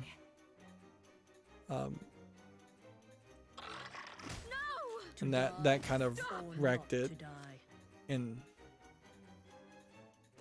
became his own website. You see, that's kind of another example. I guess that's probably a better internet example of a company buying Tested.com and then just trying to get a bigger audience by then throwing in a big name and changing the content somewhat drastically. Not hugely drastically, but yeah. But it has been years since I've wanted to listen to anything they say, because they're boring, and frankly it's just not been a good time for gadgets in about 10 years anyway, so the idea of testing new gadgets is way less interesting. Anyways, I'm rambling, and we have no reason not to just hurry through here. Here we have a game called Rocket Rumble, which seems to be a racing game with robots or people with jetpacks, animals with jetpacks. Early access, $8.99, says it has single player. I think that's probably as good as it's going to get as far as a follow, so we'll give it a follow. Let's see. According to Nikometsu, Nacon has acquired the session developer Creature Studios. Session, I believe, is a racing game. The publisher hopes to become a leader in AA video games by 2023, embracing the idea of AA video games. And I'm gonna do this, and then nope, that was not the card I thought I needed. Hit this. To die And hit or this. not to die.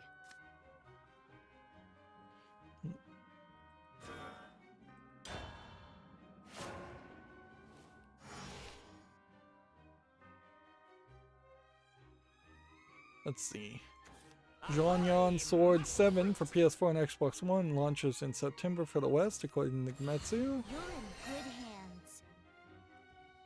Omen of Sorrow for Xbox One launches in September. It's a little dark, but this looks interesting. Why am I not seeing any videos?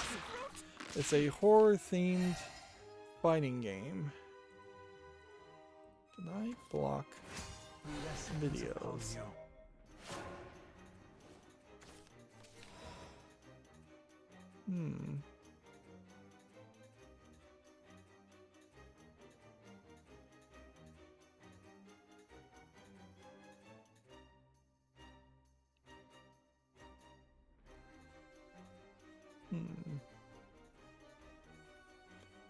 No, I just don't think there are any videos on these tabs.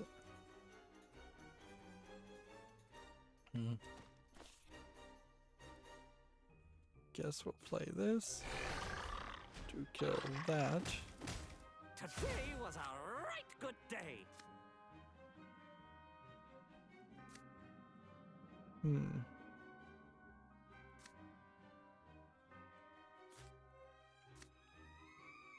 Yeah, I'm just not gonna die. Kill more 5 characters, so we'll play that.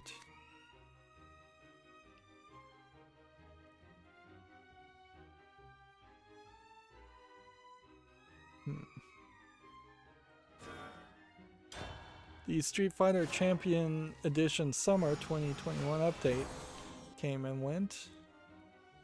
I don't think there's really any news specifically to that, but Street Fighter V Champion Edition DLC character Oro and Akira Kazama launch August 16th. Newcomer Luke launches in November.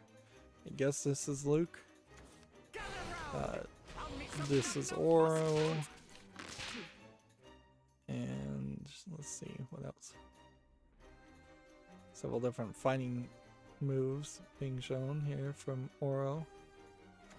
Here's Akira Kazama, which I assume is this guy, not this guy. You're in good Or that hands. girl. It's a girl? Yeah, I think Akira's a girl. And here's a video, so. Yeah, there's a girl.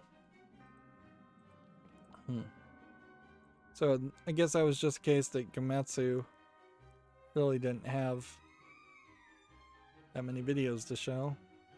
Because there's lots of screenshots and lots of videos being shown for this game. See, this guy's just a boxer.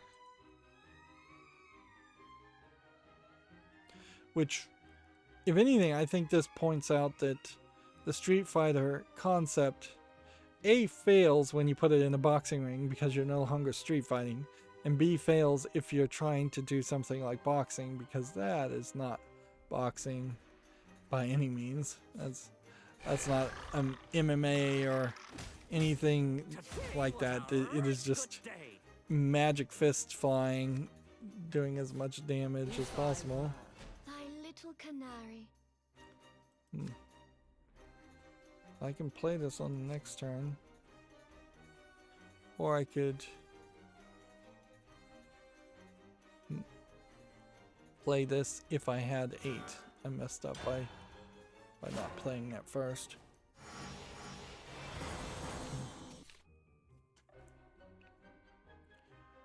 Yeah. So more content for Street Fighter 5. Let's see. Gematsu says NIS Software has announced a time loop investigation adventure game called Asasugutori for the PS4 and Switch. Go back in time to prevent girls from dying. We've heard stories similar to that before. Certainly. Here we have a game on Steam called Go Blaster, which is just a shoot 'em up game for free, English only. I guess the price is right, at least.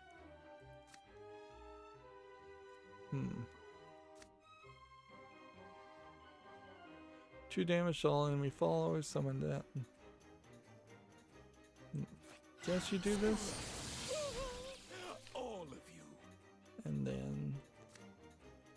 guess you fuse this.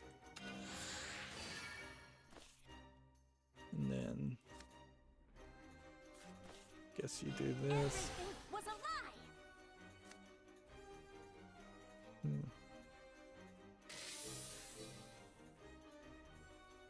Do we want to save ourselves some? Or I don't think you need to. I think you just do that. Then Sleep. we want to save one evolve for this.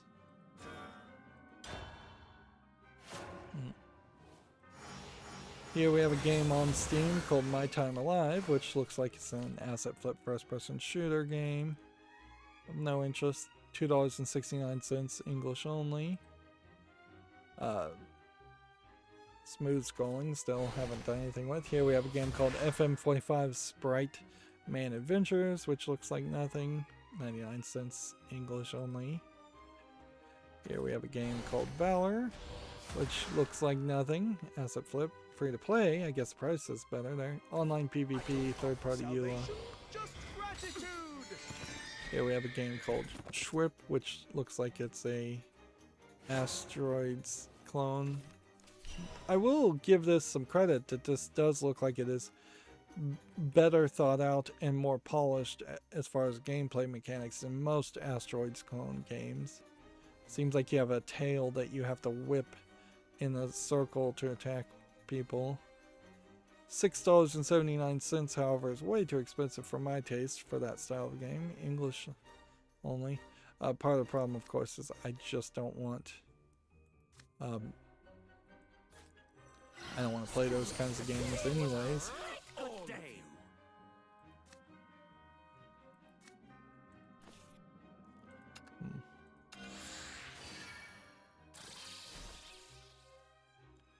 So... No!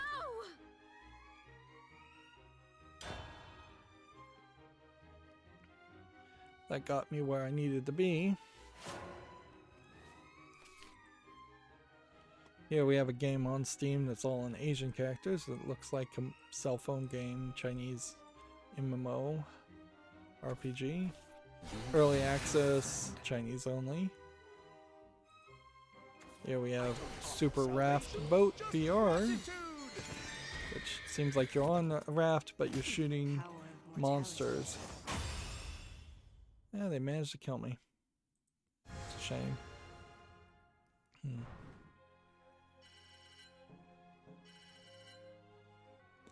Honestly, it may just be better to stick with Swordcraft. Gametsu has the Famitsu review scores for issue 1706. Dirt 5 getting 33 out of 40. Fuga Melodies of Steel getting 34 out of 40. And Yuoni getting 29 out of 40. So not great reviews. I believe this one is Fuga Melodies of Steel. I kind of had hoped that that would have been a better received game, but it wasn't getting particularly pushed or advertised, so my suspicion would be that it wasn't going to be particularly that good. Also, PlayStation 5 shipments have topped 10.1 million, and PS4 have topped 116 million. So, you know, if the PS4 has topped 116 million units, then I suppose if you've got 50 million player base or people who have tried out your game, you're doing really, really good. That being said, it does seem like some games are listed on enough of a variety of platforms and consoles that they do get up into the tens and 20s of millions as far as their potential player base or people who've played the game. Also, if it's like a free-to-play cell phone game, then those numbers could be way higher.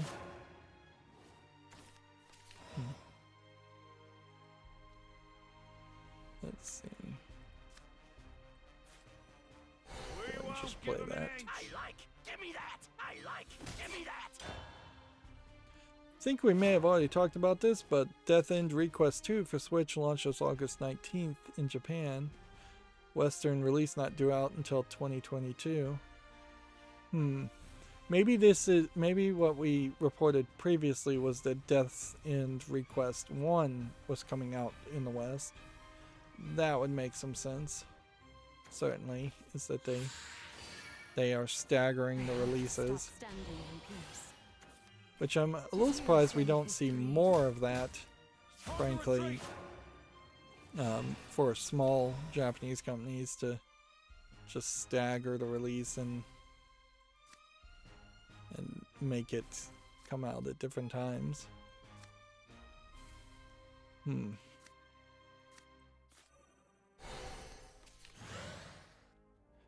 Guess that's all we want to do, unless I want to play this to kill this. No one gets past me. Which, sure, we'll play that to kill that. I like. Give me that.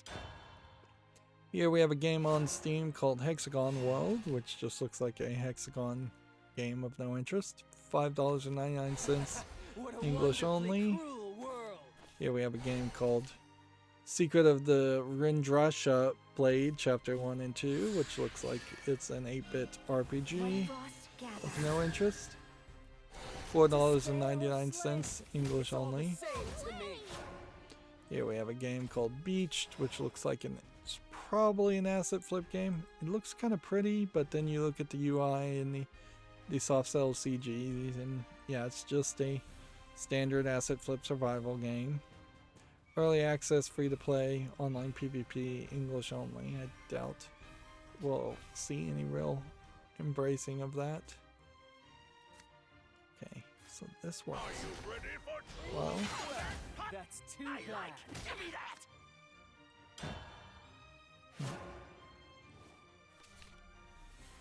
let's see. Gamatsu has Monster Hunter Stories 2 Wings of Ruin version 1.20 update trailer and details.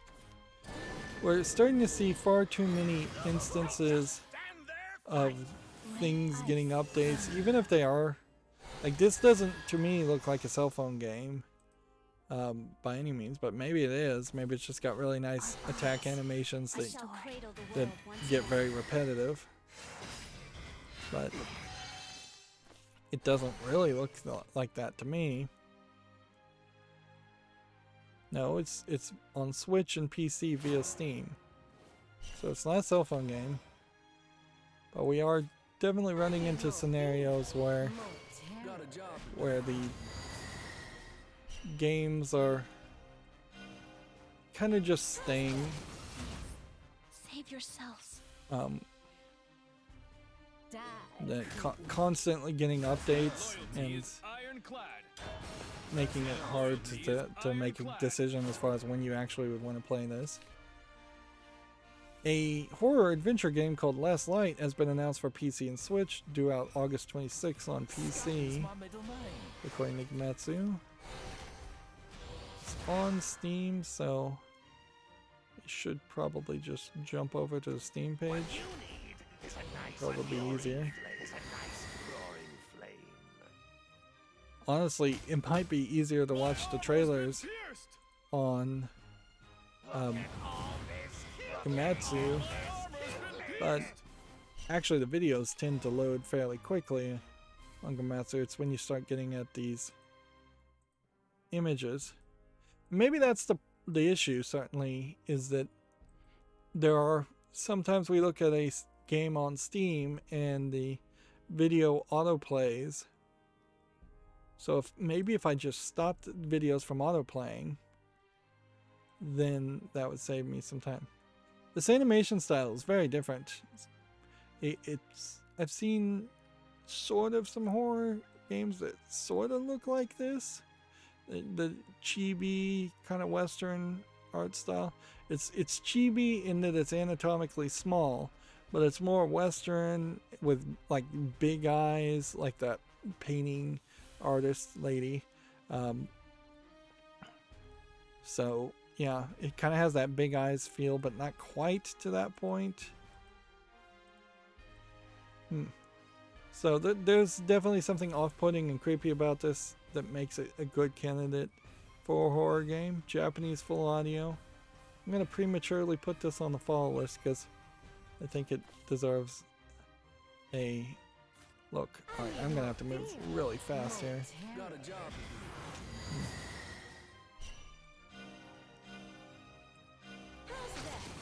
How's that? Die, cretin.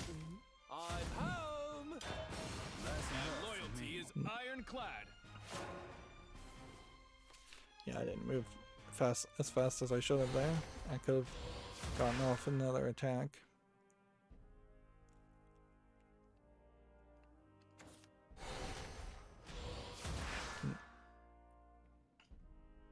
They're trying to draw cards for some reason.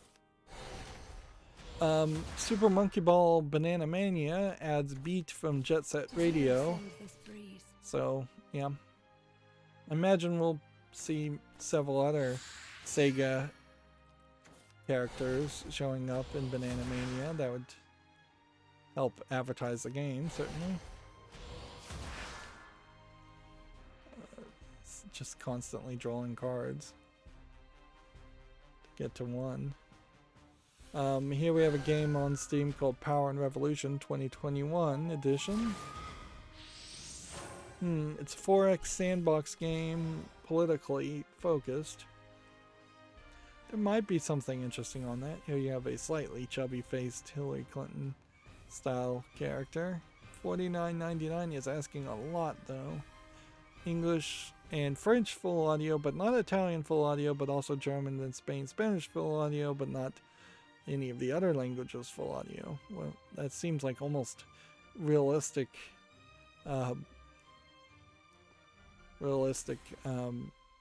truthful advertising here. I'm going to put this on the fall list. I suspect it being politically focused, I won't really have much of an interest in it because it will be somewhat limited in time in which it would be relevant. Go ahead and just evolve this guy because I didn't pull off what I was hoping to pull off there.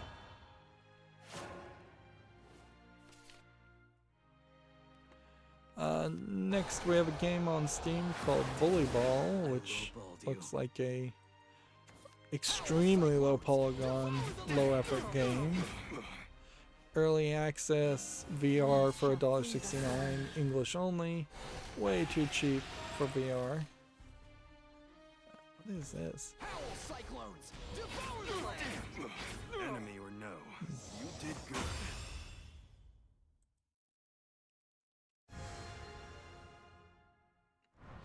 Yeah, I keep thinking that I might be close to the end, but I'm not sure how close I really am. Like, if anything has taught me anything, I should expect there to be another hour of content that I still need to go through, but I don't know. Here we have a game on Steam called Cat Attack. It's one of these shooting upward games, although it might be more keeping the ball up in the air. Like, because you see these, like, fish things that you're balancing, the fish bones, but they seem to bounce on the ground and explode, so there's a weird craziness, and that's part of the problem. Is it gets very colorful and blurry when these fish bones seem to hit the ground and explode, which I think would be just headache inducing. This is $2.99 English only. I think I'm gonna have to say no to it. Even more practically, it is just a one screen shoot 'em up game, for lack of a better descriptor. Next we have a game on Steam here called Rings of Hell, which seems like it might be some kind of, well, they're calling it an adventure RPG game. To me it looks like it might be a wrestling game, but I don't think it is.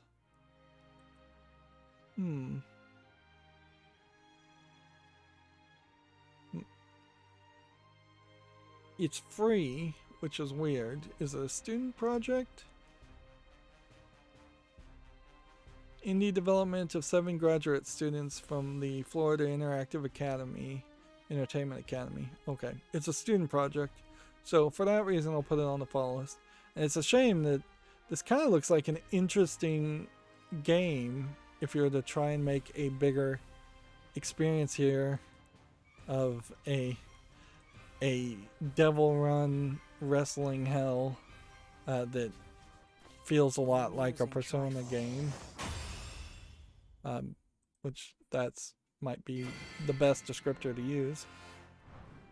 General, Here we have a game called Super Cosmojet, which just looks like an Asteroids clone. $4.99 English only. They're comparing it to Dead Space. Here we have one that's all Asian letters. It looks to me like it's a simple Chinese game, adventure game. Probably the best descriptor. $1.19, Chinese only. Here we have a game called Sinkei, which sci-fi adventure with shooter and puzzle elements. It says, I think it's an asset flip game. Did this start playing? Yeah. I think I've figured this out. When you have like 2 videos auto playing, that sucks all the bandwidth from Steam, and then it doesn't try to load any of these images until it's reset.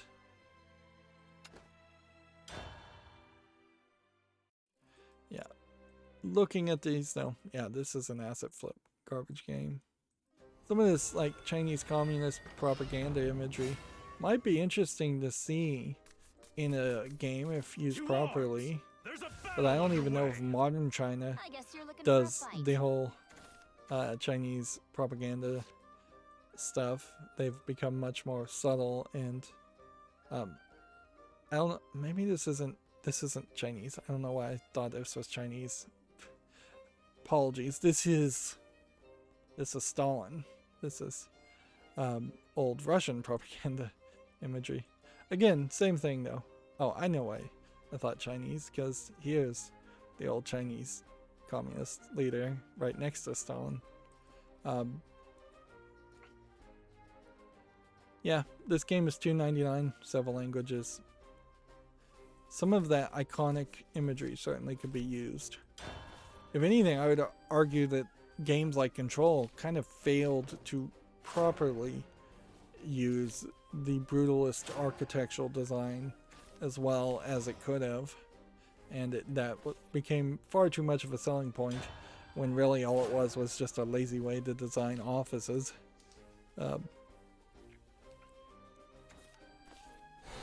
Where I would say communist architectural design in particular, being extremely procedural and generic, is better shown from the outside than the inside. Almost any interior built room can look fairly generic if you're lazy about designing it, but the outside's looking generic is way more striking. Let's see, what do we want to do? I guess we'll do that. Let's see. According to Gametsu, the Indie House's Direct Indie Game Showcase has been set for August 31st. This is a collaboration between Akapara Games, never heard of it, Fellow Traveler, Neon Doctrine, Raw Fury, those awesome guys, Togi Productions, and Whitehorn Games. I have not heard of any of these developers at all. That being said, I guess that means they're really indie, and not perhaps the elite indies that sometimes get overly promoted by mainstream video game journalism.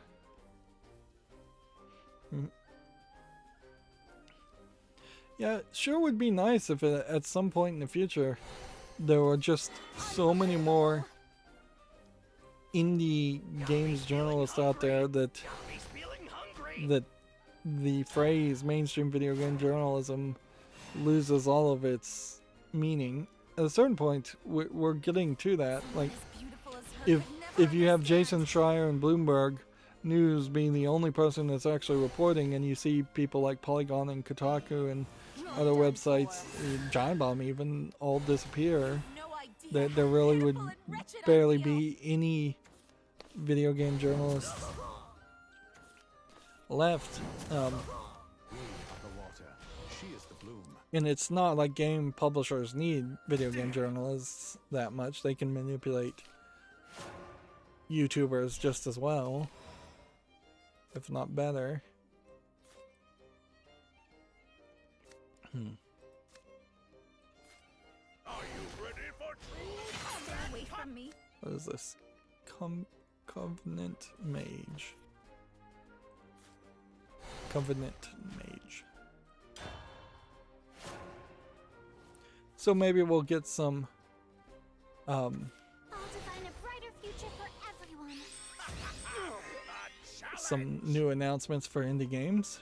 Gametsu says X Zeus, the complete collection, has been announced for PS4, Xbox One, Switch, and PC. I don't recognize a game called X Zeus though. It looks like it's some kind of mecha game. Are you looking, Dad? It doesn't look like much. An on-rails shooter. I might be willing to give this a try as a distant Star Fox clone, Robotech clone type game. Quartzes come in every shade imaginable.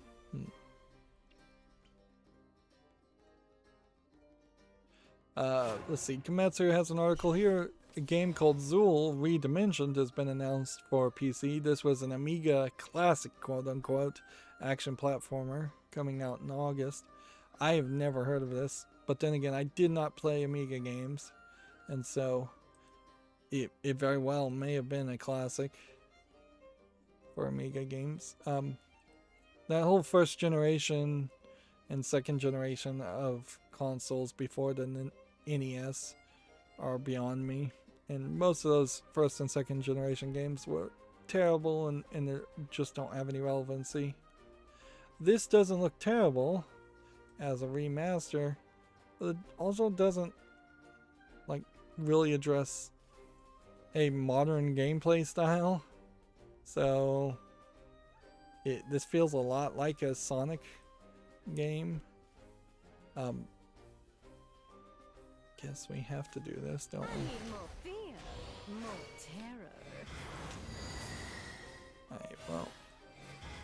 Then we keep that one, and that one. An opportunity for growth. Die, And we creep. killed that one. An opportunity for growth. Then we killed that one. Opportunity for growth.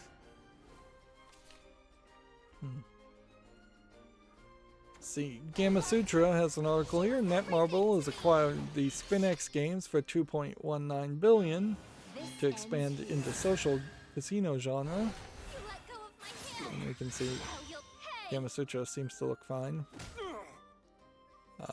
Same article twice. Did I miss it? That's pretty bad. Vincent is going to impose new restrictions on online gaming that have been branded as spiritual opium. This is being translated from Chinese, obviously, in China. Which I'm sure the government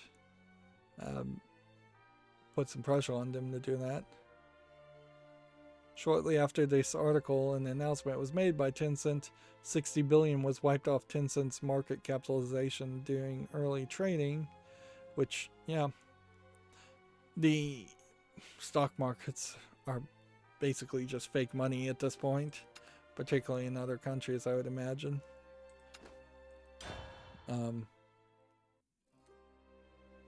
But yeah, that doesn't seem like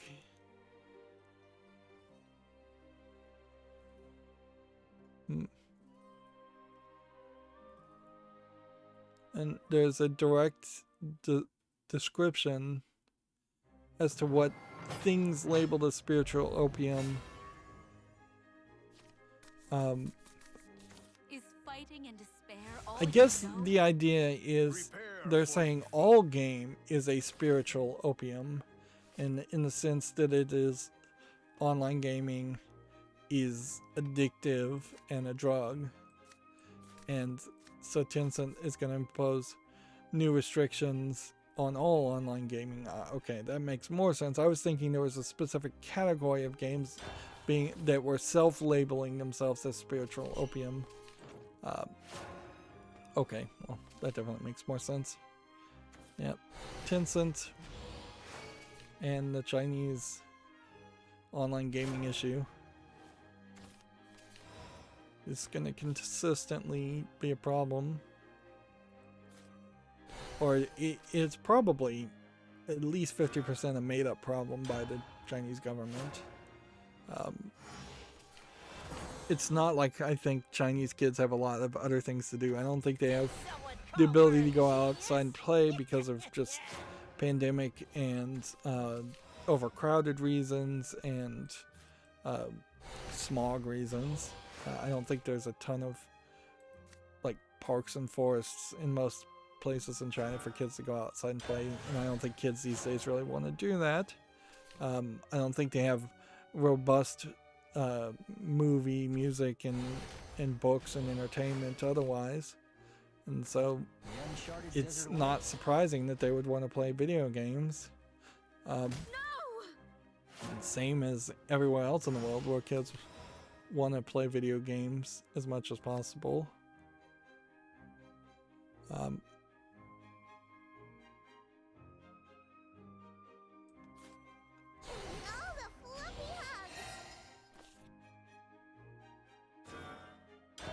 And really, China's approach with kids playing games has been 100% the stick and 0% the carrot.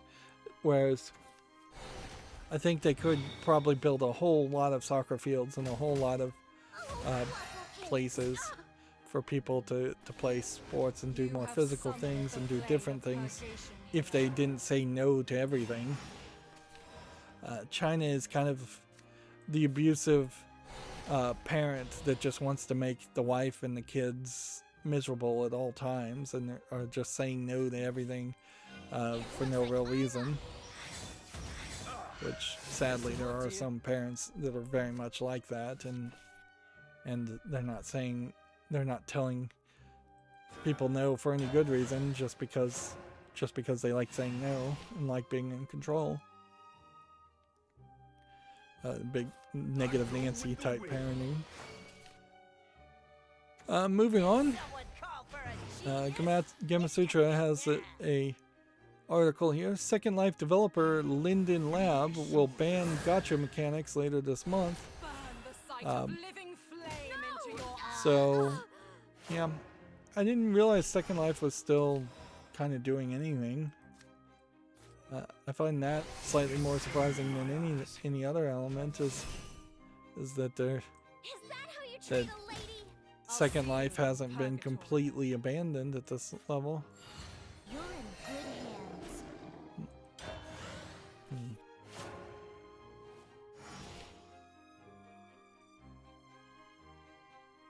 Let's see, here we have a game on Steam called Snowboarding, which looks to be a little too low polygon, and the menu interface is pretty low polish. It's free, English only, but even if this was a student project, it's not really worth any mention. Here we have a game on Steam called Survive Into the Night, which is a top-down twin-stick shooter in a zombie environment with some pretty bad graphics. $8.49, English only. Okay. So, we play this. There is not a soul without sin. Then we evolve this. You were done for. Punish the wicked. Spare the innocent. And then restore our defense and pump up some more.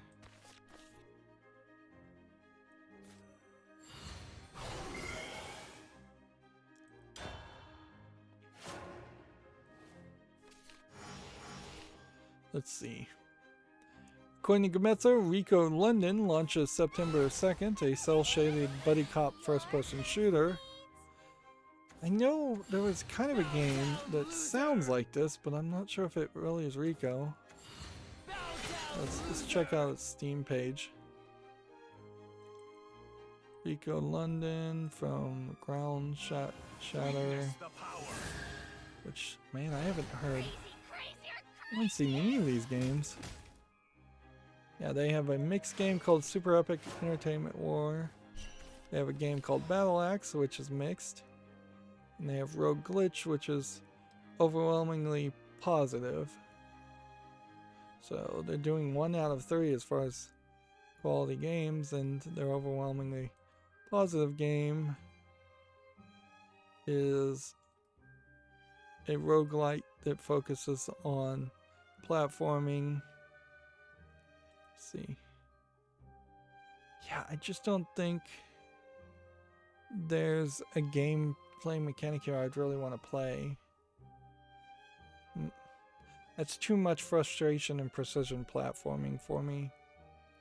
And frankly, I don't like the neon colorful art style. That's just a little too much. Please, no more.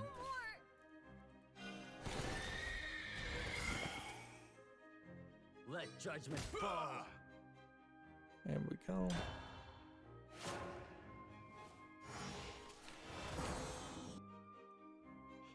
The game Soup Pot has been delayed to later in 2021, no longer coming out in August, which that's another example of a game that announced itself just a few months ago and is already delaying. Just like new. A Ghost of Tsushima Legends standalone version launches August 12th. Rivals Mode update launches September 3rd. The Legends New. is a multiplayer mode, online multiplayer mode.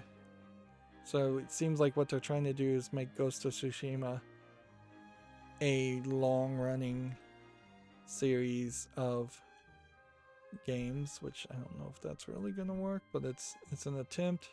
If anything, it is an attempt to make something that is closer to a Asian MMO from a Western developer, so maybe there'd be a little bit more polish there.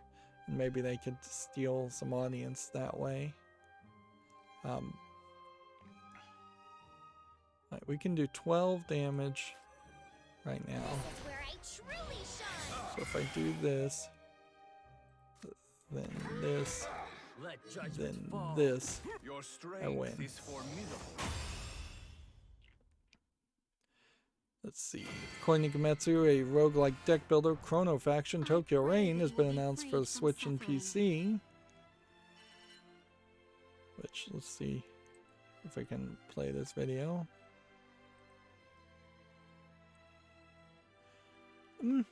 It looks interesting. It looks different. I don't know if that means there is a multiplayer here that would make a game like this really make sense, or if this is a single player kind of deck builder game. I don't know if I really want to jump off of Steam, so good thing it does have a Steam listing here.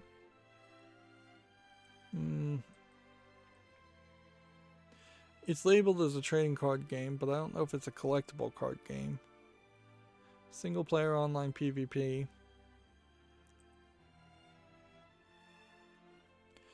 You know, as the Marvel game still drags its feet, it might be interesting to try a game like this. But generally what I'm doing is I see a game like that, I put it on the watch list, wish list, and then I check it out if Shadowverse does something really annoying to me, like banning me or something like that. But yeah, I can see the beginning of the end, so this should be our last game. According to Gametsu, Bang G Dream Girls Band Party for Switch demo is now available in Japan. It'll be only available until September 15th. Is fighting and This definitely looks like it is some kind of anime game. They're calling it a rhythm game. Demo has 5 songs. See, what's weird here is usually if it's a rhythm game, then you have like idols in high Japanese fashion clothing and outfits and wild different hairstyles. Instead, they've done an animation here where they are in a very generic, like standard school outfit, and different colored eyes, different expressions. There's different hairstyles, but all very realistic. This is something to be admired, certainly. There's just far too many games out there, or depictions of the anime art style, that just go too wild to the point where there isn't any normal looking people at all in the entire series. This is a game from a developer called Craft Egg, which I've never heard of. It's also a rhythm game, so there's a high chance I would not be interested in it. Gamatsu also has Smashing the Battle Ghost Soul coming to Switch on August 19th in Japan. It's currently available on the PS4. So this looks like more of your standard wild, high fashion JRPG games. And may very well never come to the West. Let's go and play that.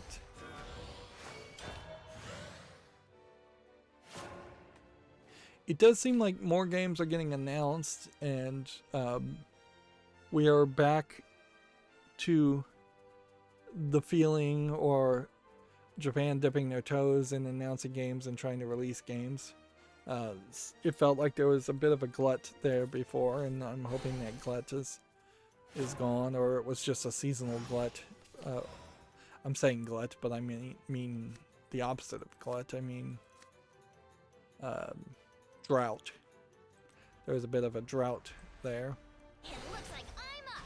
And I'm hoping that that's either done or it's seasonal. It was seasonal. But, you know, I wouldn't be surprised if a lot of games get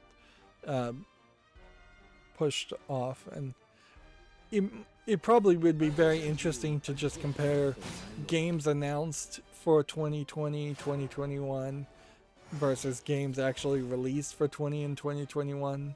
Do that sometime in December of 2021, because there's going to be a massive list there. Moving on, Gamma Sutra says Rare is hiring a senior engine programmer. This is in Twycross, England. What's interesting here is Rare was one of the early acquisitions by Microsoft, so seeing that they're hiring someone does mean that they aren't just being shuttered or putting to side projects. They need an engine programmer, I would hope, because they are working on maybe making a new game or making better versions of Killer Instincts or continuations of Killer Instinct.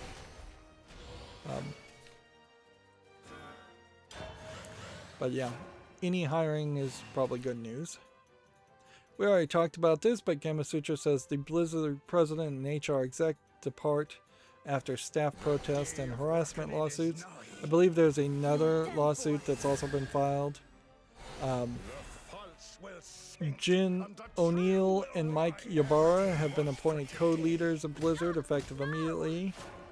They were recently the executive vice president of development and executive vice president and general manager of platform and technology. This is one of those points where it should be a slash, because and doesn't work, or what you do is and then ampersand, and that usually would better explain it. But honestly, you just rewrite this sentence where you say Jin O'Neill was the executive vice president of development and Mike Ybarra was the executive vice president and general manager of platforming and technology. And then you don't have to use the word respectively.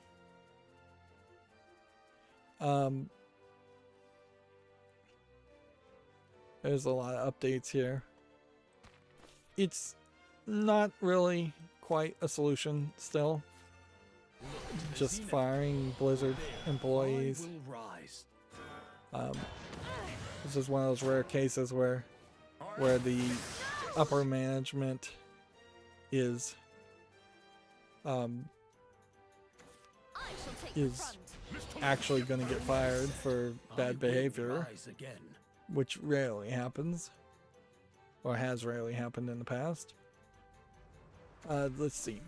Gamma Sutra also covering this a lot, but the Activision Blizzard walkout organizers have publicly rejected Bobby Kodak's response, which, alright, almost certainly they would reject whatever his response was.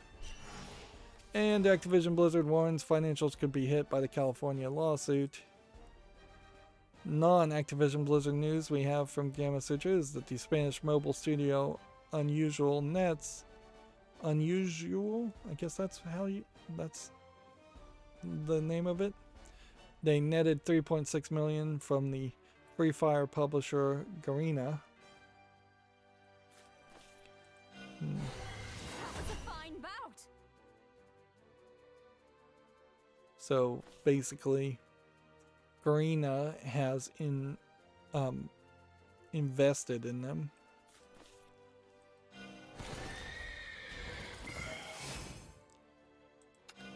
You are done for.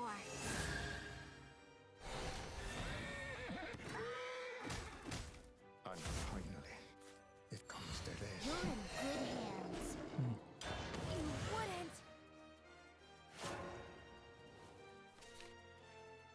Let's see. Here we have a game on Steam called Country Hospital, which I think is just another asset flip horror game, although its visuals look a little bit better.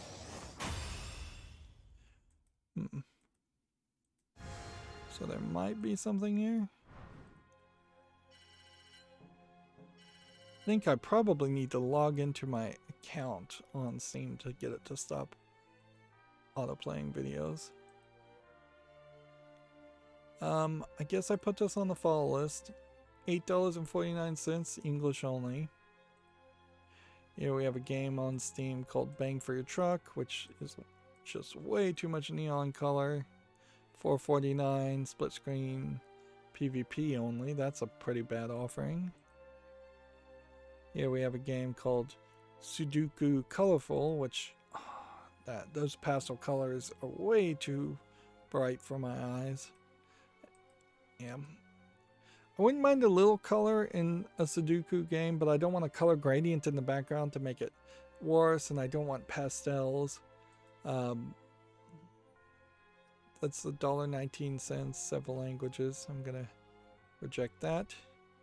Here we have a game called Natsu no Kanata Beyond the Summer, which is a visual novel that almost feels like a Chinese visual novel, in that there's a lot of focus on the background and not as much animation as I think there should be. They're calling it a 2D platformer. That doesn't really make any sense. Text adventure game that depicts girls traveling in the apocalypse. Early access, free, but Japanese only. I think this might be a teaser for something else. I wouldn't be surprised if we start to see more of this, just very simple text-based games put on Steam to advertise some anime or manga or something that's happening in Japan, and it's just a free advertisement opportunity for them. Here we have a game on Steam called Wide Open, which looks like a fairly nicely published racing off-road game. Early access, $22.49, English only. That's probably too expensive, but I'll give it a follow. That's asking quite a lot. Here we have a game on Steam called Stellar Warfare, which is just a space game. Let's see, early access, $19.99, English only. You know what? I don't like the live now broadcasting feature, so I am going to see if I can just get rid of that, because I find that very annoying when it pops up and shows somebody streaming somewhere when I'm trying to look at a game on Steam. It's Probably the only thing on Steam that I found super annoying so far in my years of using it.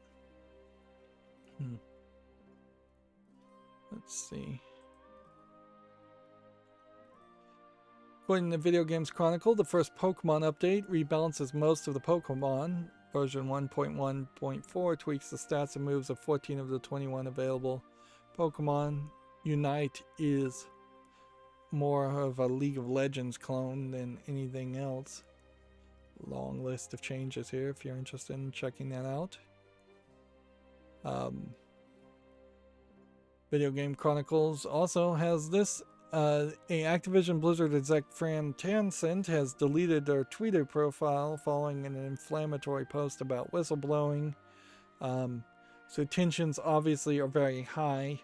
I think, honestly, this post was more even against whistleblowing in government, but even that is something I cannot agree with at all. She served as the assistant for Homeland Security and Counterterrorism under Bush, so you know how she feels about whistleblowers, basically. But in all fairness, all recent government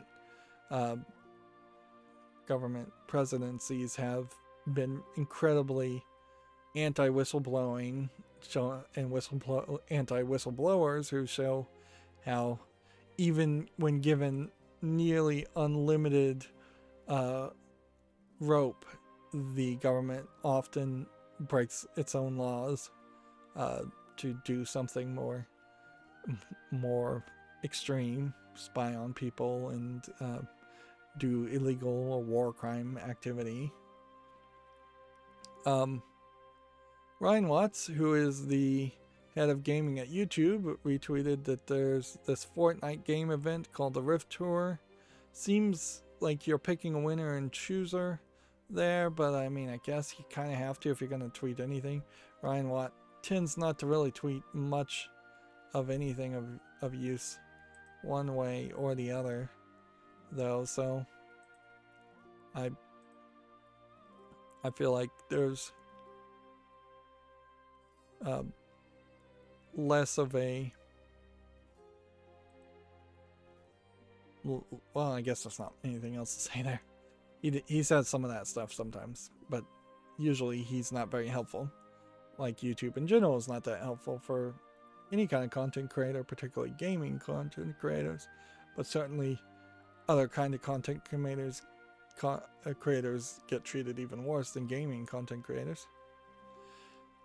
Moving on, Video Games Chronicles says Sony has secured enough components to hit 22 million PlayStation 5 sales goal, and that they're not concerned about a semiconductor supply for its fiscal year target. Of course, they would say that because they don't want their stock market to drop.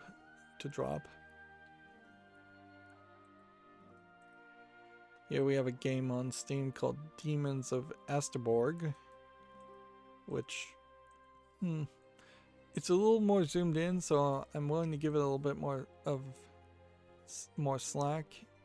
It's maybe a little too zoomed in for what looks like a Castlevania hack and slash platformer, but I'd be willing to give it a try. The prices though on some of these games are just ridiculously high at $24.99. Bunch of languages. I'll put it on the follow list though. I'll give it a chance. Here we have a game called 2D and Top D, which is an interesting idea. So one of the characters is a 2D character, and one of the characters is a 3D character, and you, in the middle of the gameplay, replace who you're controlling and move blocks. That's an interesting idea. Creative, to say the least. $17.99, single player, bunch of languages. Yeah, I think that deserves a follow. That definitely deserves a follow. And it's really nice to see a game that is just like, I've never heard of it, but we already talked about this one. But it's actually something, and it's just not a garbage game. Here, this one, Chris143, it's too pixely. I can't even give this the time of day. $3.99 English only. Mountaintop Studios is hiring an engineering manager in San Francisco. Let's see, according to Gamma Sutra. According to Video Games Chronicles, New World has been delayed for the 4th time, just weeks before its planned release. So yeah, New World still seems to be causing everyone trouble. Gamma Sutra says the Ascent has earned a record $5 million for the publisher Curve over its launch weekend. I think I heard people are not particularly happy with the early game of the Ascent, but it gets better. Although that's not a good sales point by any means. We already talked about the game Zool.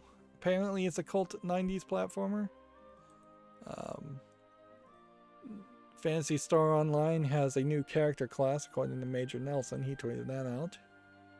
Yeah, we already talked about Beat from Jet Set Radio being in Super Monkey Ball. Gamescom 2021 opening night live will be a 2-hour showcase. Okay, I don't know if Gamescom, that is like the German presentation, I believe, or the European games. Nope, German Game Industry Association. Yeah, it's a German video game presentation where we tend not to see that many new announcements. It would make a lot of sense though for us to start seeing more announcements at Gamescom and less announcements at things like E3 or individual presentations or PAXs. Like PAX in particular, if PAXs are going to be less attended and less focused on games and more just around people playing board games and hanging out, I could see considerably fewer announcements as far as video games, and there's barely any even happening now. Here we have a game on Steam called Spaceship Infinity, which clearly is just an asteroids game for 79 cents, so nothing more needs to be said. According to Gamma Sutra, hardware has granted Sony a marginal sales boost as software sales and PS4 subscriptions dip, which, okay. The winner in a Steam controller case says Valve should pay $6.5 million in attorney fees. So this is Ironburg Inventions, probably not a real acting company, probably just a patent troll company, sued Valve, and I guess this happened. I don't remember seeing any news about this. And they won the case, and now they're seeking for $6.5 million attorney's fees, which that is kind of the problem in general with patent trolls, is that they're going for $6.5 million in attorney's fees, but they were only awarded $4 million in damages in general, so they're looking for more money in attorney's fees than what they want in damages. Now, generally speaking, as an armchair understander of the law, the moving party cannot sue for attorney fees. So, since this almost certainly was a case that Ironburg Inventions filed the first patent claim on lawsuit against Valve, they would be the moving parties, so they would not be entitled to that. That's my armchair understanding of it, but I could be totally wrong about that. This patent dealt with paddles on the back of the Steam controller. Other developers have just been licensing the patent to add paddles or sold them separately like Sony does.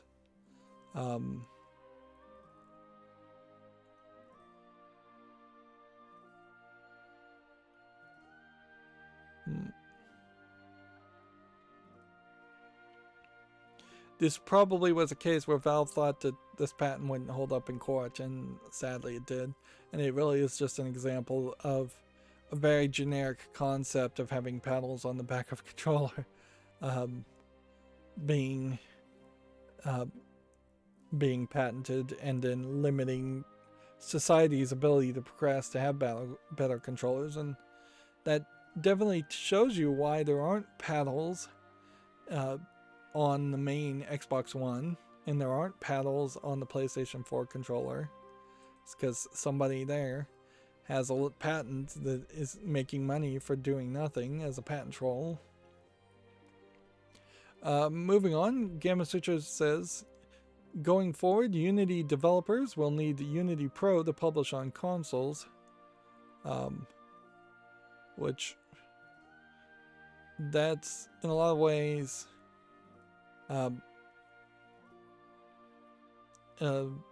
probably something you would expect.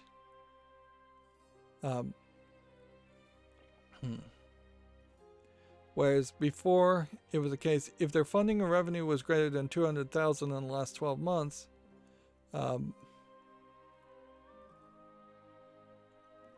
smaller developers basically were getting it for free. Currently now, though, to get Unity Pro, you're paying $18,000 per year per seat, which means every single copy of the software installed, which, yeah, you could easily see 5, 10, 20 people needing a copy of Unity Pro.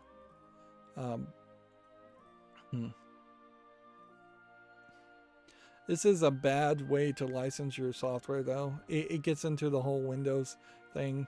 Like, you're going to see people without Unity Pro working on the game, and then they'll have like one copy of Unity Pro license. And $1,800 per year is a lot of money to spend on software if you're a small-time developer. And honestly, I felt like Unity was the one engine that a lot of developers should use more than Unreal Engine. And they should be more welcoming to the smaller developers and the mobile developers. Anyways, moving on. I think that's a bad decision, but whatever. Apex Legends has averaged over 13 million weekly players in the most recent season, according to Gamasutra, if that interests anybody. I don't recall this story either. This company Colopal will pay Nintendo $30 million to settle a copyright infringement lawsuit. This probably is a Japanese copyright infringement lawsuit. They initially sued the mobile studio in 2016 for allegedly infringing on 5 patents. Again, a patent issue. Special technology used to operate a joystick over a touch panel that allegedly appeared in their mobile title White Cat Project, which this doesn't look like White Cat Project at all. This looks like Is It Wrong to Pick Up Girls in a Dungeon anime.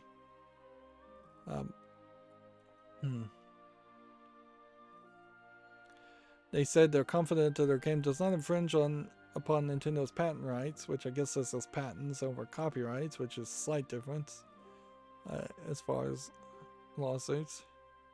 But they are going to settle with them anyways, just because Nintendo has a ridiculous amount of money. $30 million just to make Nintendo go away and not sue you. It's kind of ridiculous. Video Games Chronicles has an article here. EA says releasing a new Battlefield game every 2 years probably makes sense. Quote, probably makes sense.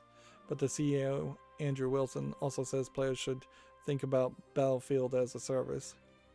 Which, it's still a shame that this is the most recent Battlefield art that people are using. Because this is the controversy art. Every 2 years is better than every year.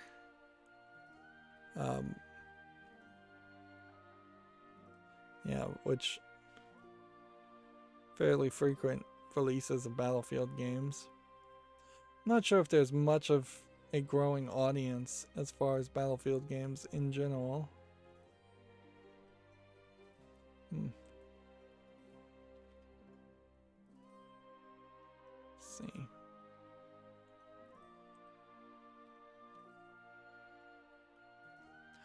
Moving on, we got just a couple more tabs. Duel Masters de Asabo for Switch is now available in Japan, so a new Duel Masters game for the Switch, not to be confused with Yu-Gi-Oh! I almost confused it there. Here we have a game on Steam called Orbles. Rolling adventure puzzle game. How does this play? You roll through when you're a specific color. Okay, how do you switch colors?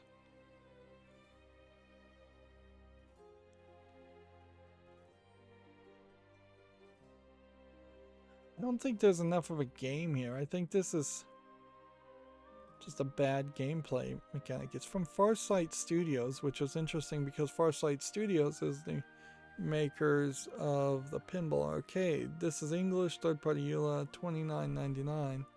I'm gonna put this on the follow list just to watch it, but let me just... Yeah.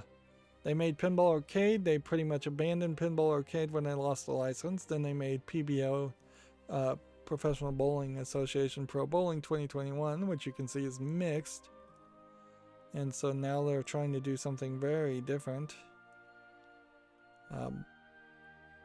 Yeah.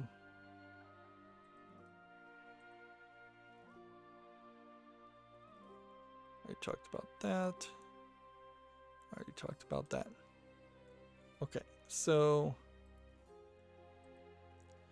then that puts me in a decent position, I think, where we can just scroll down my Twitter feed and see if there's any new news worth mentioning, and then we will just be done for today. We're right about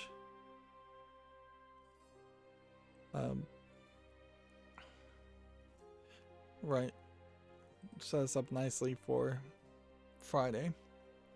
Here, this is probably worth mentioning now. Steve Gaynor has, quote, stepped back from Fulbright after allegations of a toxic work environment emerge.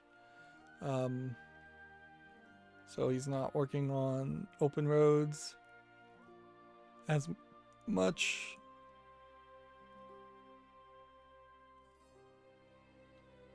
Former employees alleged that he used a veneer of inclusivity to hide a toxic culture driven by microaggressions. That seems like a hard to prove article accusation, really. Like, it seems like it's a hostile workplace environment claim, and depending on people's experiences, some people have only worked in hostile workplace environments and think that's normal. Some people have worked in great workplace environments and would be shocked when they got into anything that's even slightly hostile.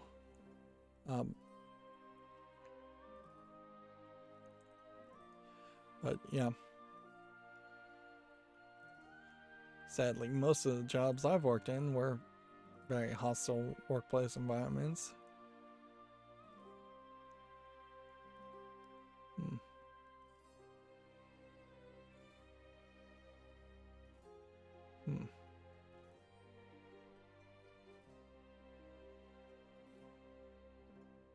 So, yeah.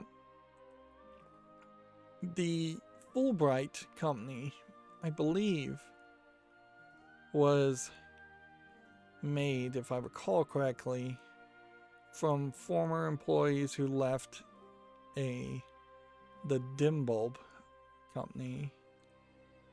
And if I'm recalling correctly, and I think Dimbulb was the makers of Gone Home, but probably need to investigate that if that was the claim I was going to make.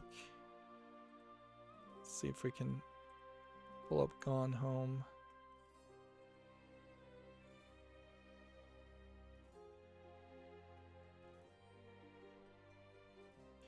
Yeah, whatever I had done before that caused the search bar to disappear.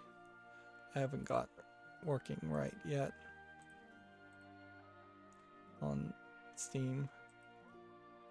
Let's see, so that's something I need to work on.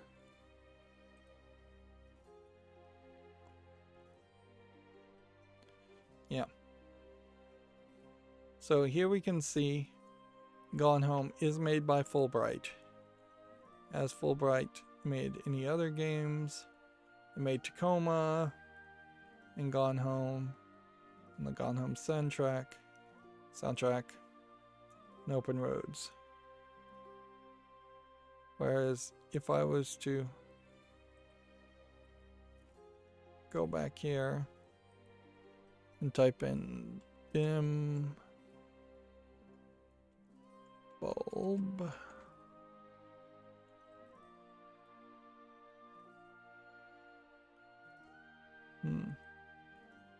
Dim Bulb Games is the maker of Where the Water Tastes Like Wine. So actually, I think it's the other way around. I think Fulbright was first, and then Dim Bulb is people who maybe left the toxic environment and went to do this. Okay, well,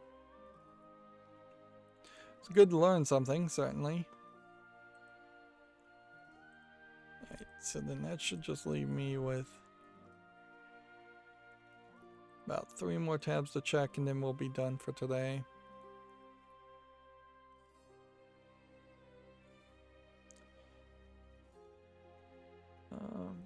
Yeah, I think we talked about all of that.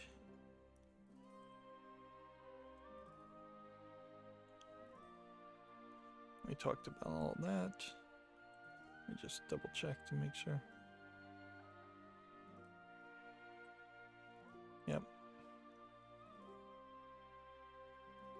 And yep, I think we talked about all that. So yeah, we are in a good position. I have a little bit more work I'm gonna have to do with uBlock Origin.